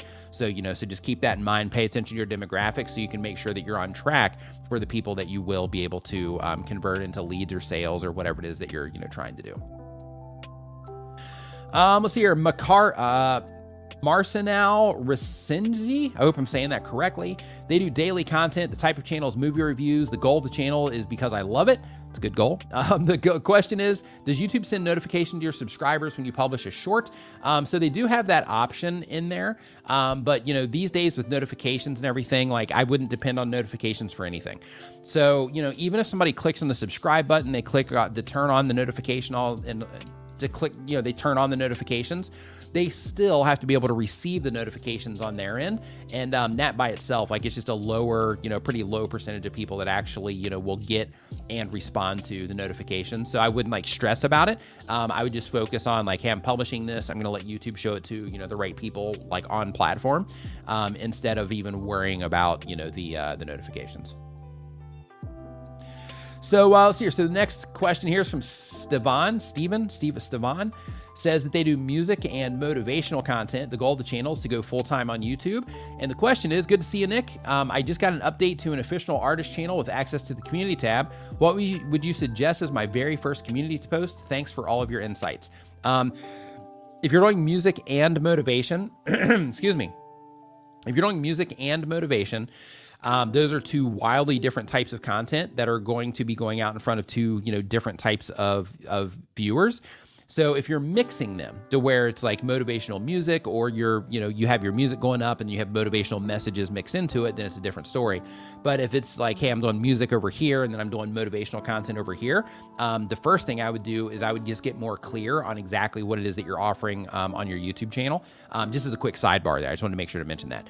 But in addition to that, one thing to make sure that you're thinking about with that first community post is you're going to be making a ton of community posts. So, one thing that you might just want to do is just, put out a message, hey, I just got access to this, first, thanks for watching my content, blah, blah, blah. Is there any type of music that you would like to see, or anything that, you're having trouble with that, that I could put together a motivational piece of content for, something like that, to try to get some type of feedback, thank them, and then get some type of, feedback from your viewers on maybe some content that they would like from you or something like that. If within your music, just to use this as one example. Within your music, if you do different types of music on your channel, then right there, you could just do like, hey, just got this feature. Thanks so much for watching my content. I really appreciate it. To make sure that, you know, I can give you more of what it is that you want. Which type of music, you know, would you prefer that I make more of? And then, you know, you can give like 3 options there, and then they can pick whatever one it is that they would, you know, like to see more of. And then you can start using that to better understand, you know, the people that are interacting with your content. So really quick, we got an official answer here on the Shorts notifications from Renee Ritchie. He says that Shorts notifications are also far more dependent on viewer behavior. We won't spam Shorts notifications to people who don't watch them regardless of settings. Yeah, so on that side that I was saying in terms of like the notifications, just focus more on just getting people to respond on platform so that you're not, you know, dependent, so to speak, on notifications. So next up on our list here, we've got, nice to see you in here, Renee. I hope you're doing awesome, man. Says, let's see here, the next one is the Lion Ate the Goat Gaming. It's a fun channel name. It like the picture that creates right there, the Lion Ate the Goat Gaming. They have a gaming channel. The goal of the channel is to make people happy and lighten up their day. The question is, how to get more people to click on my videos? This is a great question. So when it comes to getting more people to click on your videos, it's important to understand the roles of what it is that you have access to present your content to people. So for example, of course, at the very top, you have the topic of your video, but then, you know, the way that you express that topic from the outside is through your thumbnail and title. So the very first thing that you want to think of is the role of, let's say, your thumbnail. So when it comes to the role of your thumbnail, the role of that is to grab somebody's attention, stop them from scrolling, right? Help them identify that the content that you're making is something that they might be interested in. Now you can do this by being extremely explicit. So for example, let's say that I was making a video about an iPhone, and, you know, I just put the iPhone, you know, up there as the actual thumbnail image. If I was giving like iPhone tips or something like that, or showing people how to set up their iPhone or whatever the thing is, that would help people identify that, hey, this video is something about an iPhone. I'm on YouTube right now. I just got an iPhone trying to figure out how to set it up. This looks like it has something to do with an iPhone. Let me read the title. Oh, it's how to set up your iPhone. I'm in, right? So the thumbnail helps people identify that it's something they care about. So you can be explicitly clear like that. Other things that you can do is you can also be stylistically clear. So with that one, let's say you're making like entertainment type content. Well, with entertainment type content, they typically have a certain style to the thumbnails that they put together for entertainment type content. That's where, you know, like the eyes might be just a tad bigger. They might be white. You know, they over whiten the teeth in some cases. You know, they'll smooth the skin out. The colors will just be vibrant and pop. There's like a lot of, you know, just strong contrast, things like that. And it's just like it's like a look to that type of content. So when you're putting your thumbnails together, you want to just use them to grab attention and to help people identify that your content is something that they might be interested in, right? That's the role. The next role is that you want to also make sure that your title is compelling. Well, first, informative, but also compelling. So when it comes to the compelling side of things, you just need to make sure that you're thinking about, one, how your thumbnail and title work together. Your thumbnail grabs their attention. Your title's, you know, the thing that can pull them in if your thumbnail doesn't pull it in by itself. But with your title, you want to think to yourself, okay, so if I'm grabbing somebody's attention, it is a lot of work. Galactic Geek says this sounds like a lot of work. It is. It is. You know, that's why not everybody that starts a YouTube channel ends up with a thriving YouTube channel, right? Because it is a lot of work. There's a lot of, you know, moving parts to it. There's a lot of skills that, you know, you have to develop over time and things like that. And it's part of the gig, just like anything else, you know, that you do. There's a lot of, you know, work involved.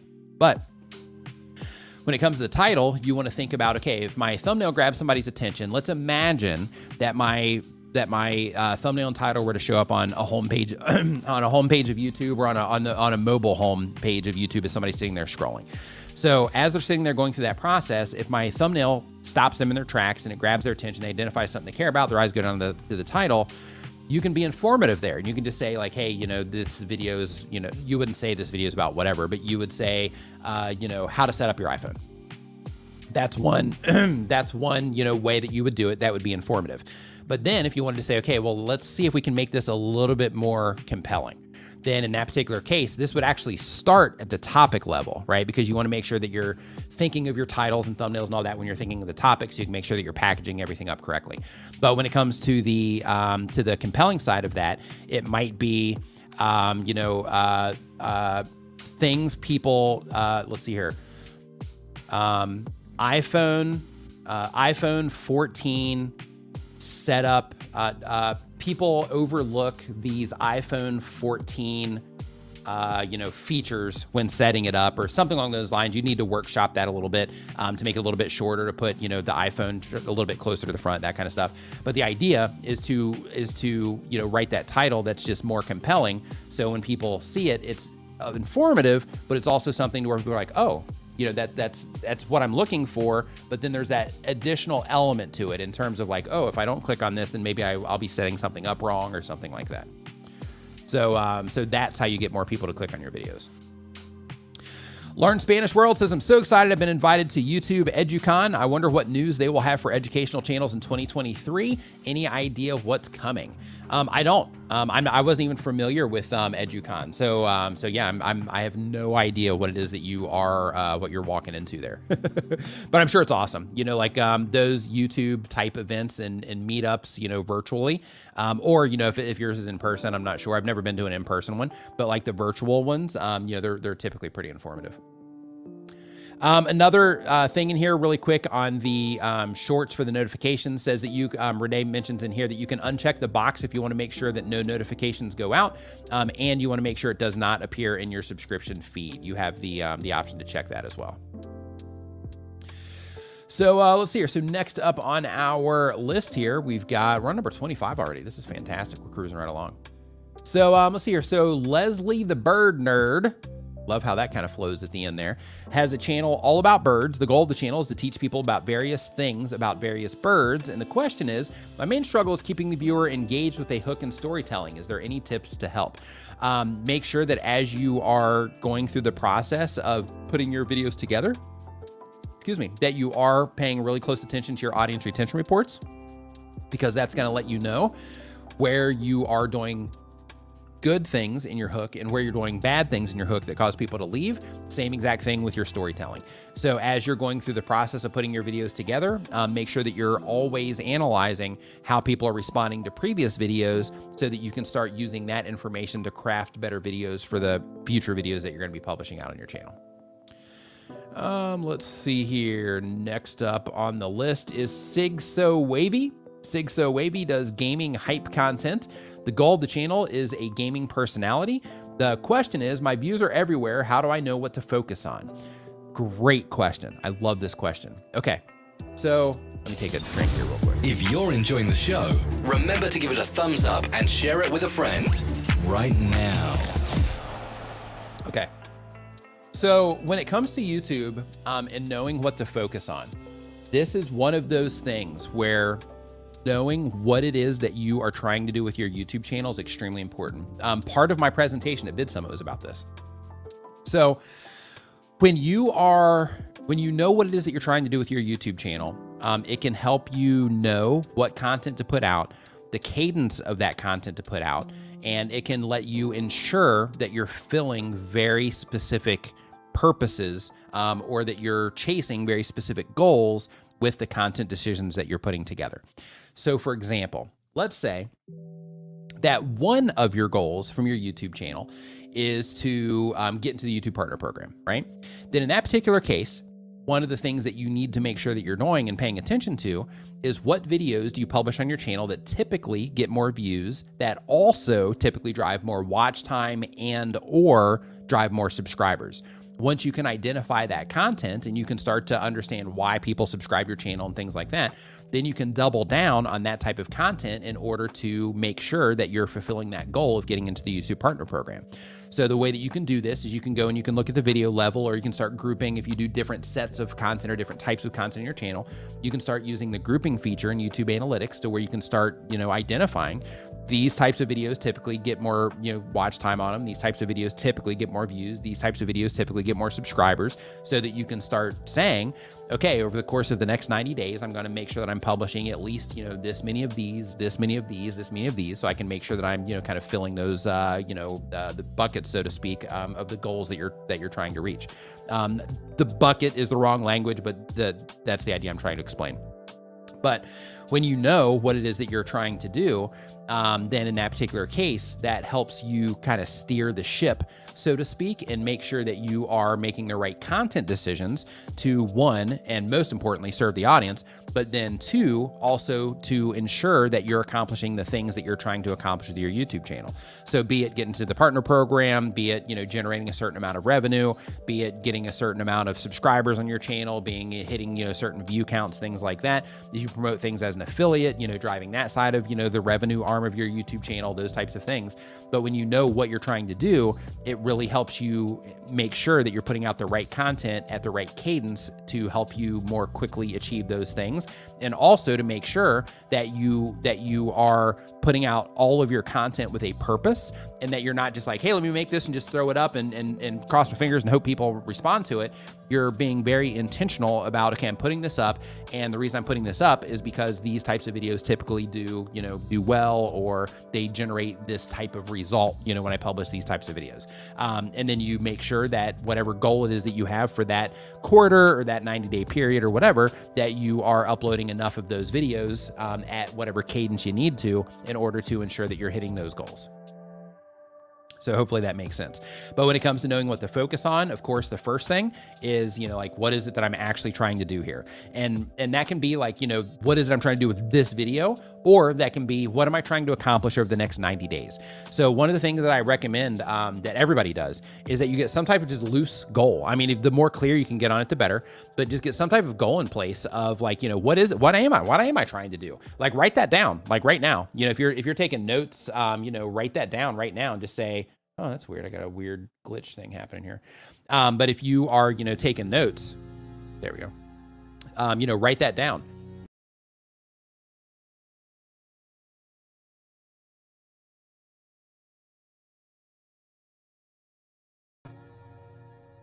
There we go. Okay, I think I went out for a second, but it should be back now. But basically the idea is that you want to make sure that you just write down what is it that I'm trying to accomplish over the next 90 days. And then you go into your YouTube channel and you use your YouTube analytics to help you identify the content in your channel that typically pushes you in that direction. So then you can start putting together at least a very loose plan, at least, of what videos that you need to publish over the next 90 days that will give you a higher likelihood of either hitting the goal or just getting a lot closer to that goal. So then the following 90 days you can deploy a different strategy towards trying to get you to that goal, maybe sprinkling in like another goal on top of it.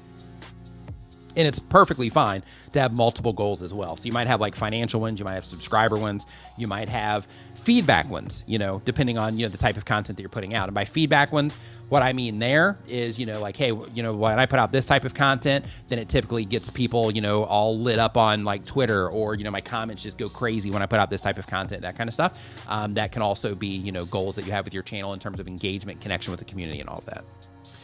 So next up on our list here, we've got Tig Nasty. Tig Nasty says that they do anime fighting games. The goal of the channel is playing fighting games and connecting with the anime community through anime-based fighting games. The question is, can you explain niching down for someone that does fighting games as well as anime-related content? Do you recommend focusing on the genre or a specific title? So when it comes to niching down, what I would like to do is I would like to introduce just a different way to look at niching down. So a lot of people look at niching down. If you've been in these streams a lot, you've heard me say this a bunch, but if you look at niching down as like, hey, I'm completely limited on the content that I'm making, or I can only make one video over and over again in order to, to really niche down, then that approach is going to just kind of cram you down to this little box, and you're going to end up being like miserable there. So the better approach is to start thinking of niching down as, I'm serving this very specific type of viewer, right? I'm serving this very specific type of viewer that's interested in these very specific things. So since I'm trying to reach that person or that type of viewer that's interested in these specific things, that really opens me up, because now if I know I'm trying to serve that type of viewer, then I can make all kinds of different things on my YouTube channel as long as it adds value to that type of viewer. So as an example of this, since you watch my channel, You know, I have videos on my channel that, you know, that are about live streaming. I have videos on my channel that are about doing stuff on your phone. I've got videos on my channel about, you know, like how to get views, how to get subscribers, that kind of stuff. I've got videos on my channel now that are about news about YouTube. And with all of those different things, like the live streaming might not land for you now, but down the road, if you're like, you know what, yeah, let me give live streaming a shot, you know that you can come here and you'll be able to find those videos here. So it's created a resource. My entire channel is a resource for YouTube content creators. So with the how to get views, how to get subscribers, you know, how to set up your channel, you know, all those things, those add a very specific type of value. Those usher in new people, you know, into the channel. And then I have the tools videos. Those serve their own purposes, you know, as well as, you know, spreading awareness about those tools. And then I also have like the news, which if you look at my channel before I did the news, if you look at my channel and you're like, you know, hey, this is like, you know, he's teaching people how to like grow a YouTube channel, you might think, hey, this news thing's like weird. Why would he put that on his channel? But in reality, I'm serving the same audience. So since I'm serving the same audience with that news content, then that just allows me to add another type of value to the people that I'm trying to reach. So if you're looking at it from the other view, which is like, I can only talk about these topics, then in that case, it's really limiting, and that would force me into like, hey, how to grow your YouTube channel content, and that's all I could make. But if you look at it through the lens of I'm trying to help YouTube content creators navigate the platform and, you know, get their footing here, then in that case, then anything that I can make for YouTube content creators based on any topic that you would care about as a content creator is a win. So when it comes to, you know, niching down, think of it more about I'm trying to resonate with this type of viewer and I'm trying to add value to them. Look at it that way and not so much as a limitation on the type of content that you can make. Let's see here. Tommy T's Extreme Roller Coasters. What's going on, man? Hope you're doing awesome. Says, hey, Nick, 2 years ago, I made a POV movie ride that went viral with over 5.5 million views to this day. Since then, I've made better and longer videos that just don't hit as well. Why is that? Go in and look at the videos. Like if you go and you look at go and look at your analytics, you can literally compare. There's a button in there to where you can select your video that has 5 million views on it. You can select that video and then you can hit an option that says compare, and then you can compare that against any of the other videos that are similar that aren't getting that response. And then from there, you can start, you know, going into it. You can select things to where you can see it in the line graph. You can also select it through the multi-metric table to where you can start seeing click-through rates, things like that. You can go into traffic sources, see which ones, you know, see where the traffic is coming from for each one and all that. But you start comparing the videos together or against each other, and that's going to start painting a really clear picture for you in terms of why one is doing better than the other. Keep in mind when you're doing that, the videos that have the more impressions on them, which is going to be your 5.5 million view videos, that's going to suppress, in most cases, it's going to suppress your stats. So since you're getting so many impressions on that particular piece of content, it's going to suppress those stats. So if you're looking at it, you're like, hey, my click-through rate's lower here. Make sure that you're also looking at the amount of impressions that you're getting and that you're factoring that in. But when you start comparing your videos together, it's going to paint a really clear picture to you in terms of why one is doing better than the other. Let's see here. Nigel, Salad Cream Boy says, Nick, hope you enjoyed Vid Summit. I did, man. I had a wonderful time. Says, might be going next year. I can't stay, but have a fantastic live stream. Thanks for swinging by, my man. Hope that you're doing awesome. And by the way, Nigel and other channel members, so since I'm back now, we'll be doing our regular members only live stream this coming week, just so you know. Let's see here. So next up on the list, we've got the Driven Dad. Says they upload every other day. The type of channel is gig economy tips, vlogs, and live ride-alongs. The goal of the channel says I want YouTube to replace half of my income, around 6 figures, and show people my journey of driving a Tesla Model Y to make a living. I hope to teach people how to use the gig economy, whether full-time or part-time, to its fullest potential. Question: I was accepted into the YouTube Partner Program while you were at Vid Summit. Thank you for all that you do. Hey, congratulations to you for getting into the Partner Program. Says my question is clarifying. If you have 1,000 subscribers and 4,000 public watch hours, do your shorts monetize, or do you still need the 10 million views for shorts? Shout out to Driver Sensei. I missed the energy already. Sorry, this is so long. So Renee Ritchie, if you're still in here, if you could add some clarity to that one as well, because I'm also getting some comments on that one. To my understanding, if you reach the, if you are in the partner program already, then your shorts should be monetized there. But I could be incorrect on that, because as they were deploying all of that, I was traveling and I haven't caught up on all of that information yet.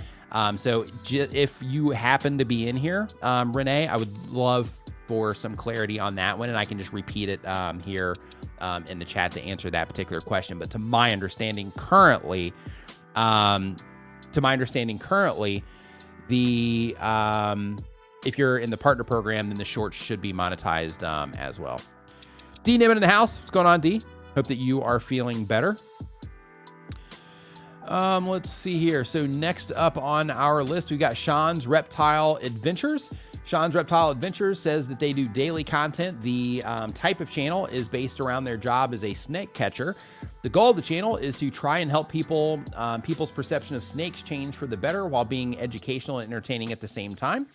And the question is, with YouTube now autoplaying videos on the home and search pages, will the autoplay count as a view? And if someone scrolls on after watching a couple of seconds of the autoplay, will this affect your viewer retention? Thanks and welcome back. On the autoplay, you know what? I have the answer to this one, but I can't remember it off the top of my head. So I got to ask this question a while back, and I submitted this to my partner manager, and they gave me the answer, but I can't remember it off the top of my head. I think that the autoplay does count, but it's after a certain period of time. So if it's like, 10 seconds, I don't think that counts, but I think after a certain period of time, then it starts counting. I'll actually look for that email. If you can ask me that again next week, I'll refresh myself on it. The Project Equestrian says, added my question to the forum. Sounds good. So if you just want to drop your question in here, because the thing with super chats is it kind of, moves the question to the front of the line. So if you just want to drop your question here, I can just go ahead and answer it in here. And then once I get to it in the forum, then I can just go past it there. But then that'll just kind of bump it up to the top there. Let's see here. So the next question here is from Basically Marvel. Basically Marvel says that they upload 1 time per week or more. They do MCU discussions and theories. The goal of the channel is to have a non-toxic place on the internet for Marvel fans to celebrate what they love. And the question is, should I start uploading shorts now or wait for them to be monetizable? They already are. They already are monetizable. I'm worried that I'll run out of ideas by the time the shorts can be monetized. It's already, like if you're going to do shorts, and if it's going to be like a shorts channel, then in that case, go ahead and do that. Like right now, you can already get super thanks. If you're in the partner program, you can already get super thanks, and you can already use YouTube Shorts to get monetized. So if that's what you're trying to do, you can go ahead and start that now. Let's see here. Next up on the list is Woxfi. Woxfi says they do gaming content. The goal of the channel is to get 1 million subscribers. And the question is, should I focus on uploading shorts that get me more views or upload videos that I want? Totally your call. So, with all of this stuff, some people upload videos to YouTube because, it's just, they just want to, put their mind out there and, kind of just get the stuff off their brain and just put it out there publicly, see how people respond to it. Some people do it so that they can, connect with other people that are into similar things that they are, so they can make, like friends through their YouTube channels and stuff like that. Other people do it, so that they can add, to their monthly income. Other people do it for the, because they want to get 1 million subscribers, right? So if you, like in your case, the goal of the channel is to get 1 million subscribers, the thing that's going to help you get 1 million subscribers is, of course, getting as many views as you possibly can. So in that particular case, I would upload the content that gets you views, but for the sake of sustainability and just longevity when it comes to your YouTube channel, I would definitely make sure that you are doing that with content that you enjoy making. Because I mentioned earlier that, YouTube is a marathon, it's not a sprint, as they say. So because of that, when you are uploading content, to your YouTube channel, like if you do it for, like 6 months or a year and you're making content that you don't really like, a lot of people can see that through. But after a certain period of time, if you're uploading videos that you just don't, enjoy making, or you don't enjoy the process of making content, then it's going to put you in a situation where you're probably going to burn out easily, or you'll just lose the taste for the whole thing. So because of that, I would just make sure that you are uploading content that you enjoy making, but then also try to, make sure that some of that content is also the content that typically gets more views as well, if you're going for that 1 million subscribers. If you're enjoying the show, remember to give it a thumbs up and share it with a friend right now. So next up on the list, we've got Natasha's Nuggets. Tasha's Nuggets uploads when they have time. They have a Bible-based channel. The goal of the channel is to get the word of God out on the internet. And the question is, I've been having trouble with making my thumbnails. What's the best mobile app for making effective thumbnails? For mobile apps, I'm not sure. I know D is in here. Let's see in the chat. Anybody have any recommendations for an app to make thumbnails? Like a phone app to make thumbnails? I know I have a video on my YouTube channel called "How to Make Thumbnails" for YouTube, but it's like it's an app. Oh, Canva has an app. Okay, there you go. Yeah, you can use, okay, so we got here, I'm just gonna go ahead and just run through some as they're coming in. Pixel Lab, I think that's the one that I made the video about on my channel. So you got Pixel Lab, you've got Canva, they have an app. I didn't know they had an app. We've got, let's see here, Placeit. Does Placeit have an app? Yeah, Snapseed is good if you're just taking like a photo and just putting some text on it. Let's see here. Okay, yeah, Canva, there's a lot of love in here for Canva. Thumbnail Blaster is another one on the list here. So yeah, there's some options for you. So next one we have here on the list is from Ambient Dave. Ambient Dave does entertainment and hobby content. The goal of the channel is to grow my channel, share my knowledge with like-minded viewers. The question is, I have a day job in retail, various shifts, late and early, and various days off where I live here in the UK. What's the best schedule I should be looking at doing? I tried a weekly one, but I was burnt out big time. I have to manage my home life too. Weekly uploads are a no-go. I'm thinking of twice a month with shorts linking in between. So in that particular case, if you have a very limited amount of time but you still want to do the thing, then in that case, upload at whatever cadence it is that is going to be sustainable for you. So if that means that you're going to upload, your longer form videos twice a month, and then you're going to have like a few shorts that you put out during the week on the, just, throughout the month as well, then in that case, that's what you can do with the time that you have, now. So do that. As things start to, pick up and all of that, if YouTube gets to the point for you that you can, kind of cut back on your hours or something like that to put in more time, then of course that would give you the opportunity to increase your upload cadence and all of that.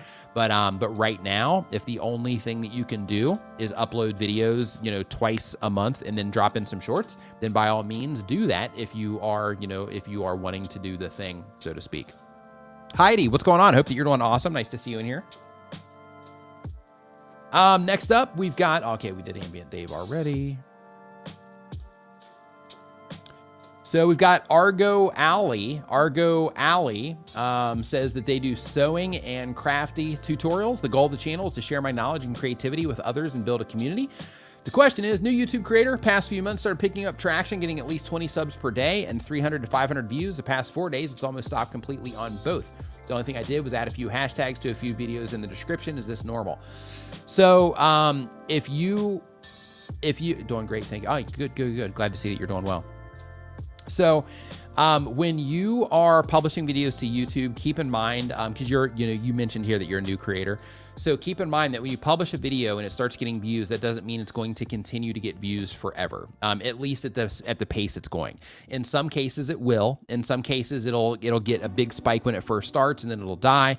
In other cases it'll get a spike when it first starts and it'll start to trickle down and then it'll come out big time down the road, 7 days later or 28 days later. Sometimes, months later, it'll just boom out of nowhere. And as part of that, when you are, publishing your content, you might be expecting like, hey, I got an initial 300 to 500 views. I'm getting 20 subscribers a day and it's going to go on like this forever. Videos can have like a shelf life, so to speak, based on all of the content that's being put up onto YouTube, because everybody's competing for the attention of the same people. Not everybody competing for the same people that you are, but there's other people that are competing for the attention of the same people that you are. So if their videos, when they publish them, end up performing better than yours in terms of people clicking on them more, watching them more, clicking on their end screens more, just engaging with them overall more, and YouTube detects that people are enjoying that content a little bit more than yours, then theirs will end up taking a priority, especially if it's like newer content or something like that. So just keep in mind that, there's always fluctuations on YouTube. keep in mind that, you know, when you do publish a video, you're not guaranteed for those videos to do well, you know, over a long period of time, but you can, if you make good content, you can count on videos bringing in views every day, but those views may be, you know, high, or it may just be a handful of people every day. Let's see here. So next up on our list, Annette, what's going on? Hope you're doing great. Welcome to the stream today. So let's see here. So we've got Marino is the next one on the list here. Ambient Dave says, great stream, learn a lot. Thank you. Got to run. Okay, nice and nice. We'll have an awesome day. Marino says that they do gaming content. The goal of the channel is to make it my future job and get to know more people. The question is, what is the best book to read about storytelling besides Save the Cat? It's a really good question. I'm not sure. So Save the Cat is one that Mr. Beast recommends. But in terms of other storytelling books, off the top of my head, I really don't. I'm really not sure on what to go to there. If anybody has any recommendations, feel free to drop them in the chat on any storytelling books. Restorative Travels is our next question. They do health-based travel content. The goal of the channel is to help people gain healthy experiences with travel. The question is, I made a vlog at a national monument. I'm wondering if I can take clips from that long form, plus more footage I have, and make separate shorter videos of guides and scenic tours, no narration. Plus, still can't create custom channel link. I recently reached over 100 subs, thanks. So right now they are having an issue of sorts with the channel links. So I know that there was a notification that went out. When was that? I think it's been out since like mid-September, where they were having problems with like the you know, people being able to create new channel URLs or whatever. So hang tight, because, you know, hopefully that will be fixed soon. So just, you know, keep trying, keep paying attention to that, and keep, you know, trying to go through that process. But you should be able to get that sorted, you know, relatively soon. But in terms of taking clips from that long form, so one thing to know is when you are publishing videos or you're recording videos, you can use, you know, the footage from those videos to make other videos as much as you want to. So let's say, for example, I went on a trip, and during that trip, let's say that I, you know, just recorded tons of footage. Well, you know, even if I use that footage in another video, I can still use some of that footage in, you know, 10 more videos on my YouTube channel if I want to, and it doesn't matter because it would be my footage, right? So I can do whatever I want with it. So as long as you're creating another piece of content or a new experience for people, you know, that's not the same exact video that you had already published, then in that particular case, you can use the same footage. Let's see here. So next up on our list here, we've got Vertron Nightcore. They do Nightcore content. The goal of the channel is to make Nightcore videos for people to enjoy. The question is, Nightcore is a popular genre on YouTube. How can I stand out from other creators in this genre? So first, when it comes to standing out from other content creators on YouTube, the very first thing to remember, and I have my little thing that I go through for this, is that people will steal your content ideas. People will steal your thumbnail designs. You know, when you're making good thumbnails and people notice, people are going to steal them. People are going to steal how you write your titles. People are going to steal how your videos are edited. They're going to start copying that. People, if you have like some type of set, you know, of some kind, people are going to steal some of that in terms of, you know, they're just going to use it for inspiration to create their own thing. People are going to copy everything it is that you do, but they can't copy the you version of what it is that you're doing. And that by itself is one way that you stand out.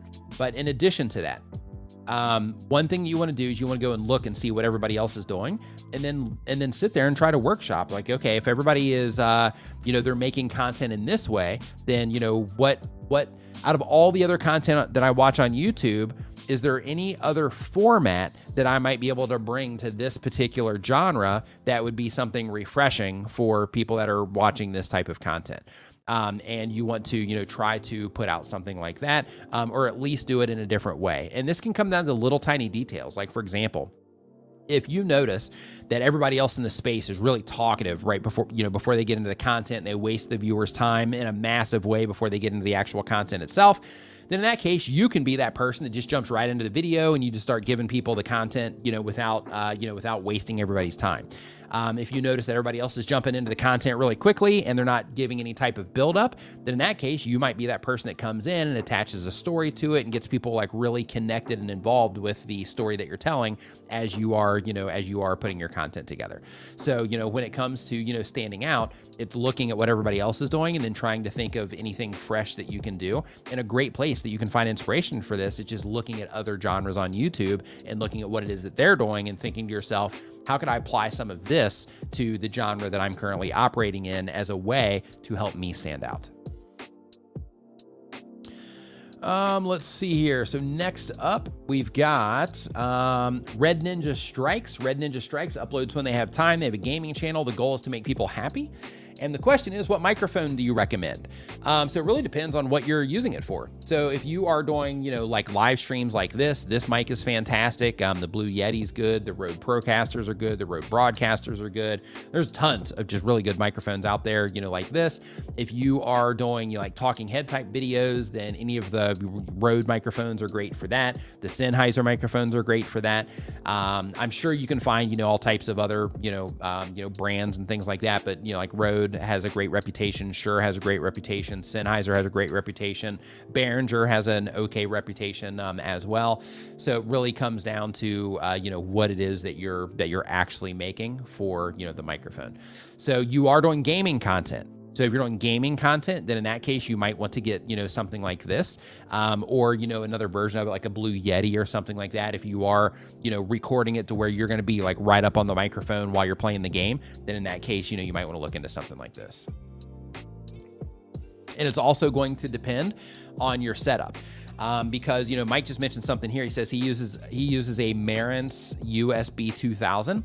So another part of that to consider is that if you have like an audio interface, then in that case, you might run through, you might get a mic that is like an XLR microphone like this one. If you're just wanting to plug it directly into your computer without the extra step of having an interface, then in that case, you need to pick up a USB microphone so that you can just plug it directly into your computer. Let's see here. So next up on the list, we've got I'm Not a Cat. I'm Not a Cat says that the channel is about philosophy, and the goal of the channel is, let's see here, to make videos about philosophy. And the question is, Patreon has issues. What are your thoughts on the alternatives like locals, tribes, subscribe star, etc.? And what would you consider doing a video comparing the different options to Patreon? I'm certain I'm not the only one interested in the topic. So when it comes to all of those different services, it really comes down to just where you can deliver, the best value that you're trying to do. So like Patreon, it's got a really great reputation. I'm not even sure of the other ones that you mentioned here. I actually haven't heard of any of those. So Patreon, though, I've heard of that one. So I would definitely just see like, okay, this is the interface, this is the experience that somebody would go through if they were to actually, join this, and how would I be able to deliver the content that I have to them through this, and what would be a great experience for, the people that would actually be joining this. That would be the approach that you would want to take for that.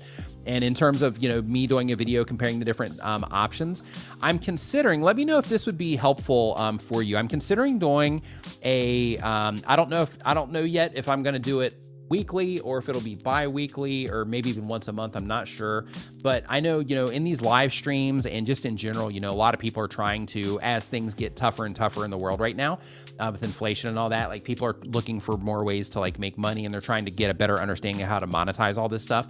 So I'm considering doing like a series of just all of the different ways that you can monetize. And actually, even though the response initially probably won't be that great, the value that you would get out of it would be, but basically breaking down things like this, like, the different platforms, how to use them, just things to keep in mind, all the different ways that you can make money from content, that type of thing. Would that be something that you, for those of you that are hanging out here, would that series be something that you would be interested in? Just like ways that you can monetize your content, and kind of breaking down all of the, like telling you all the different ways, but then also going in and saying like, hey, this is the platform, this is how you would, set it up, or these are the ways that you would use it, things like that. If that would be beneficial to you, just let me know, and I'll just kind of log that mentally for my decision on exactly what to do there. Okay, so we got a couple yeses in here. Annette says, yes, please. We got, that would be awesome. That'd be super. Yes, yes, yes. Great idea. Okay, some good feedback, some good feedback. Interested. Okay, yeah, good. So yeah, so yeah, when I deploy that, just make sure you click on it, so that I can make sure you click on it and watch them, so that I can, you know, so I can be like, hey, you know, they really do, you know, want to see these.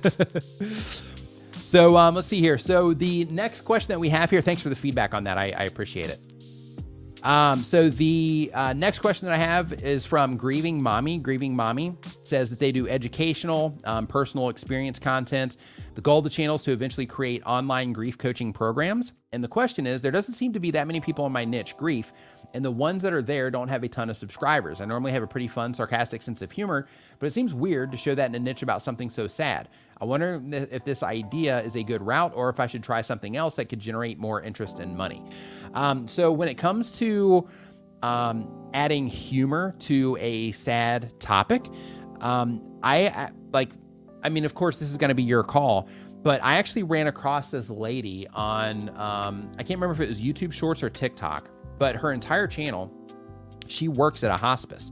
And her entire channel is basically, she'll show like a little clip of something that somebody's experiencing on their way out, for lack of a better way to say it. And then she'll like explain what it is that they're going through and things like that. But she's really upbeat and all that. She's not making jokes, but she's just like really upbeat and has just like a really vibrant personality. And it's really just interesting, you know, to hear her, you know, perspective on all of that stuff. So in her case, it's definitely a really dark and sad topic, but her personality makes the whole thing a little bit lighter.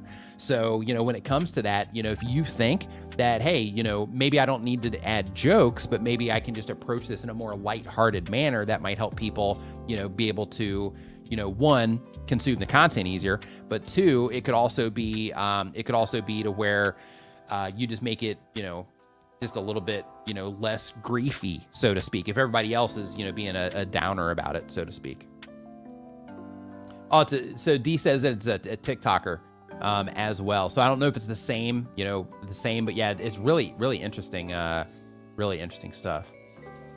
So here, next up on our list here, and out of curiosity, that super chat that came in, did they ever drop their question? So refresh this really quick.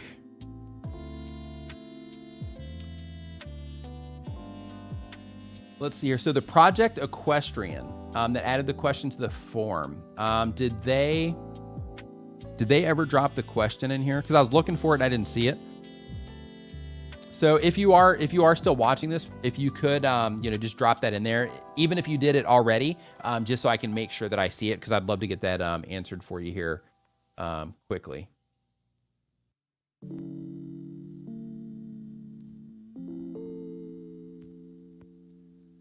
Let's see here. Haven't seen it. Too long to post. I'm not sure if that was, oh, they said they'll wait. Okay. Yes, I'm not sure. Cause right now, yeah, we might get to it. So we've got, Cheer with Coach Jess. Cheer with Coach Jess does cheerleading and cheer fitness content. The goal of the channel is to help reach athletes everywhere that may not have access to this type of instruction. And the question is, what's the best way to get subscribers to hit notifications? We struggle getting them to do this and lack return watchers. So the reason you lack return watchers isn't necessarily because the notification system on YouTube isn't that great anyway. When you are, oh, they did, and you answered it up there a bit. Okay. Interesting. Okay. So yeah, I'm just kind of waiting for that to come back in so I can see it, because yeah, I'm sure it's pretty far up there. But the let's see here. So in terms of getting people to hit the notifications, so don't even worry about it. So the reason not to worry about it is, of course, try to get them to hit like the subscribe button, because that is a satisfaction signal. But at the end of the day, when it comes to the notifications, like it's like the focus on getting people to hit that you know, sign up for the notifications. It's kind of like a lost cause, so to speak, just because the notifications don't work the way that we would like them to. They work based on, you know, how people are interacting with the content, if they can even receive notifications, that kind of stuff, like on their devices and all that. So instead of trying to focus them on hitting the notifications, try to get them to the end of your video and try to get them to watch another one of your videos by adding an end screen and trying to point them into that end screen or lead them into clicking into that video and watching that content as well. And also continuing to just put out content that they enjoy so that they'll come back to the channel for that, right? Because when you are publishing to YouTube, them hitting the notifications is going to do a little bit for you. But if they watch more than one video on your YouTube channel and they keep coming back and watching videos on your YouTube channel, then what's going to happen is YouTube is going to identify that, and then YouTube is going to, you know, chase them around YouTube for a little bit, trying to show them, you know, other videos on your YouTube channel. So it's way more important. Oh, you couldn't fit it here. Okay. So it's way more important to get people to, you know, enjoy the content and interact with the content and watch more of your content than it is to get them to hit the notifications. Just based on, you know, how YouTube, works. Let's see here. So that's 42. Let me see if I can find this really quick. I'm just going to jump ahead here. So help me remember 42. If I'm like, hey, what was I on? 42 is the number there. I'm trying to find the question here because there's just a few ahead of this, so I can answer this. Okay, got it. Project Equestrian. Gotcha. Oh, wow. Yeah, I see why you couldn't post that in here. This is a long one. So the goal of the channel here is to make money doing something that I'm passionate about. I'm actually going to take a quick sip here. Says, I've been learning so much about the importance of clarity and telling viewers that exactly what to expect in titles, thumbnails, and channel name. I'm struggling to rename my channel to fit exactly what I'm doing, which is gentling wild Mustangs. I'm also trying to build a business outside of YouTube, so YouTube is one part of a bigger vision. Project Equestrian is what I'd consider the overarching business, and I'd hope to have an educational resource for average equestrians looking to up their training skills. That'll happen once I get past my own imposter syndrome and realize that I have something to offer. There's a book called Expert Secrets. Read that. It's from the guy, Russell Brand, I think is his name, Branson. He's the guy behind ClickFunnels, but the book is called Expert Secrets. It'll help you with that. But anyway, as far as YouTube goes, I would like ideally to link the two somehow. I feel Project Equestrian Mustangs or Mustangs by Project Equestrian maybe too lengthy. Would you agree? I think just Project Equestrian I think is fine. I don't think that you need to put the Mustangs in there because, you know, really what's going to happen is, and I'll continue with your question here, but on that front, like one thing that's going to happen is people are going to respond to your content based on what it is that they find interesting, which is going to be your thumbnail and of course the compelling elements, your title. That's going to be the thing that causes them to respond. The channel name is there to help them remember where it is that they watch those videos so that if they're like, oh, hey, I want to go check out that channel, they know what to look for. Excuse me. So because of that, you want to, you know, focus them more on like your titles and your thumbnails and giving them great content, because that is going to be the thing that's going to pull in new viewers. It's not going to be the channel name. So, so I wouldn't spend too much time because your channel name's already, you know, got the information they need in there to give them, you know, some type of idea of what it is that you're offering. And I don't think that you necessarily need to put the Mustangs in there. You can if you want, but I don't think that it's necessary. I don't think that it's an area of concern. We'll do it that way. Let's see here. So, any thoughts about shortening to PE Mustangs? I definitely would not do that because then you're losing the equestrian side of it, right? Which makes it just easy to remember. Technically, PE Mustangs would also be easy to remember. But you know, I think that the way that you currently have things set up is perfectly okay. But that would probably mean nothing to viewers. I could also use my name and call it Britta's Mustangs. All I know is that I need to get Mustangs into my channel name. Do you have any insight that might be helpful when naming a channel while also having a somewhat connected business? So one, if you can name both of them the same, then, you know, that's definitely a win, because then if somebody's looking for you, then they'll be able to find you easily because you'll have the website for it. You'll have all the social media accounts for it. You'll have the YouTube channel for it and all that.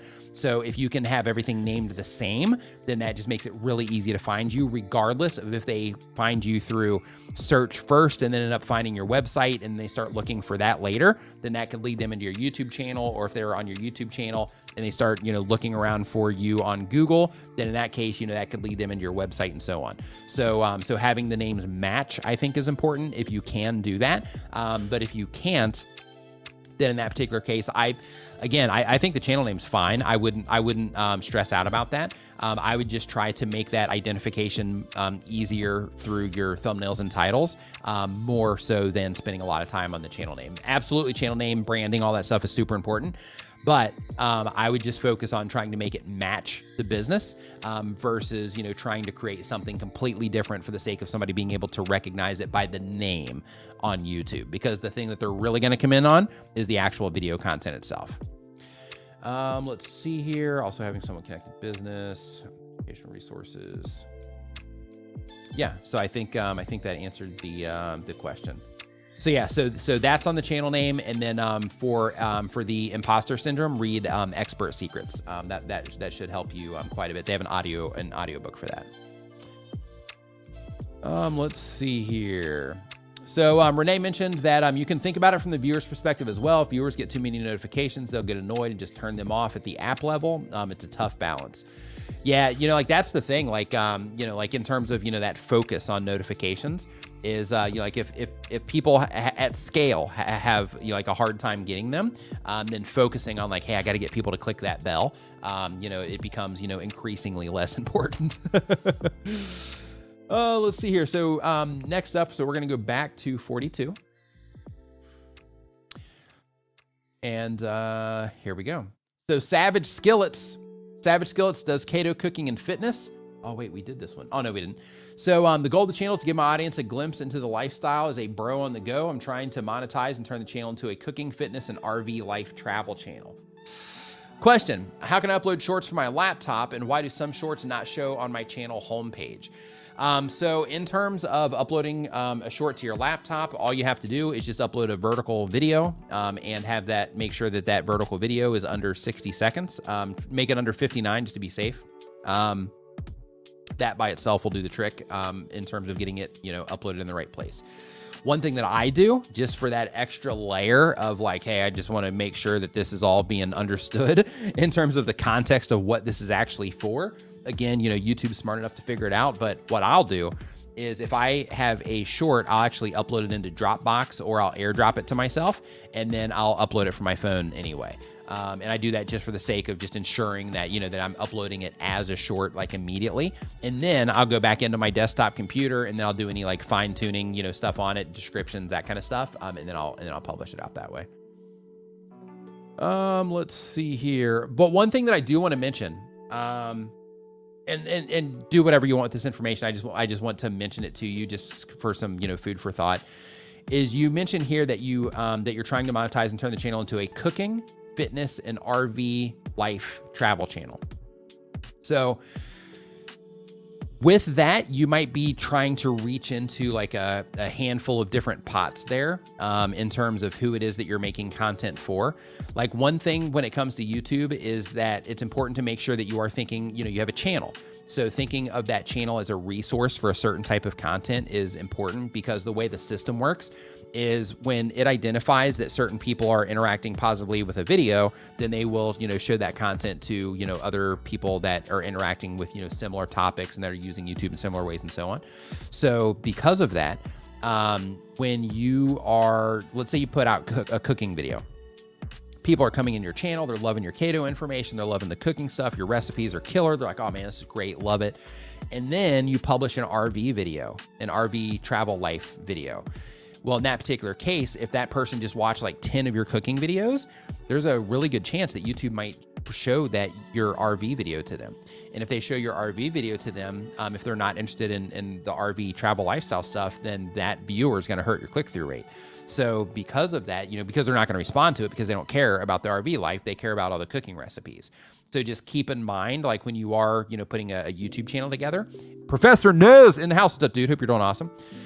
It's important to make sure that you are just thinking of it through the lens of like, I am creating a resource here for, you know, a certain type of content for a certain type of viewer. So I need to try to make sure that my content is all, you know, focused towards a certain type of viewer.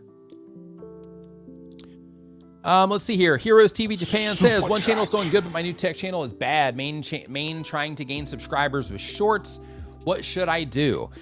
So if you have one channel that's doing good, and then you have a new tech channel that is not doing so good, then in that case, go and look at the channel that's doing good, go and look at, your stats and try to understand why people are responding in a more positive way there, compared to the new channel, and then start making updates to the way that you're putting your content together, the topics that you're talking about, the way that you're putting your thumbnails and titles together, as a way to try to get a better response over there. But first, understanding like why people are responding well to the other one and what that's going to look like. Because that's easy for me to say, but what do you actually do? So what you want to do is you want to go to the channel that's performing well, and you want to go and look and see like, okay, what's my click-through rate compared to my impressions? What's my average view durations look like here? How many people are completing my videos? Once they complete my video, how many people are clicking on my end screens and watching more content? How many subscribers am I generating? That type of thing. You want to look at all of that, and then you want to start thinking, okay, if people are watching this for a longer period of time, why do I think that is? How am I structuring this? Are there particular points in my video that are keeping people watching, that to where people aren't leaving at all? What is it that I'm doing in those particular parts of the video? And then you want to start taking some of that and thinking to yourself, okay, with this other type of channel that I'm doing, would any of that type of information or any of these theories that I'm coming up with in terms of why I think people are responding well over here based on the numbers that I'm seeing, if I take, those theories, if I started applying some of those over to here, what about, how I'm applying them over here would just completely lost my train of thought. I'm gonna have to end this soon, so my brain's just kind of completely dying out here. I mentioned this might happen at the beginning of the stream today, but basically what you want to do is you want to look at, the content that's performing well, come up with theories on why you think that is, and then you want to apply some of those theories to the new content and see if you can also, get a good response over that other content by applying some of those theories over there. All right. So on that note, I hope everybody, I hope that you got some good information out of the stream today. I am going to go ahead and close this down. But before I do want to, remind you, if you are a new content creator, if you're somebody that's just getting started with all this stuff, some of the things that we talk about here during the live stream, you may or may not be familiar with, some of the ideas that we share. If there's anything that I mentioned that, wasn't clear or that you didn't understand, please write it down and go look, hop on Google, hop on YouTube search and try to, uncover like some of the, information that I might have shared that maybe if I'm talking about like audience retention reports or click-through rate, things like that, so that you can start to understand those things so that you can, perform, so you can understand the platform that you're trying to perform on better, so that you can start getting better results from what it is that you are doing here on YouTube. But keep in mind, like I mentioned before, YouTube is a marathon, not a sprint. And, everybody's on here for different reasons, but I do want to just let you know, if you are one of those channels that mentioned like, hey, I'm trying to do this, I'm not getting that great response right now. Just keep in mind that, as you keep going, you're going to learn more, you're going to understand more of the skills with every video that you upload. As long as you're being intentional about it and you're trying to, develop the skills, you're going to learn a little bit more. You're going to get a little bit better with every video that you upload. So just hang in there, keep doing the thing, keep learning, keep applying the things that you learn, keep testing them against your channel, and keep paying attention to, how people are responding to what it is that you're doing, so that you can, do YouTube in whatever way it is that you are trying to do and accomplish whatever it is that you are trying to accomplish with your YouTube channel. So thank you everybody for hanging out. Hope that you have a fantastic weekend. Daryl Eves is going to be going live, I think, here in about an hour.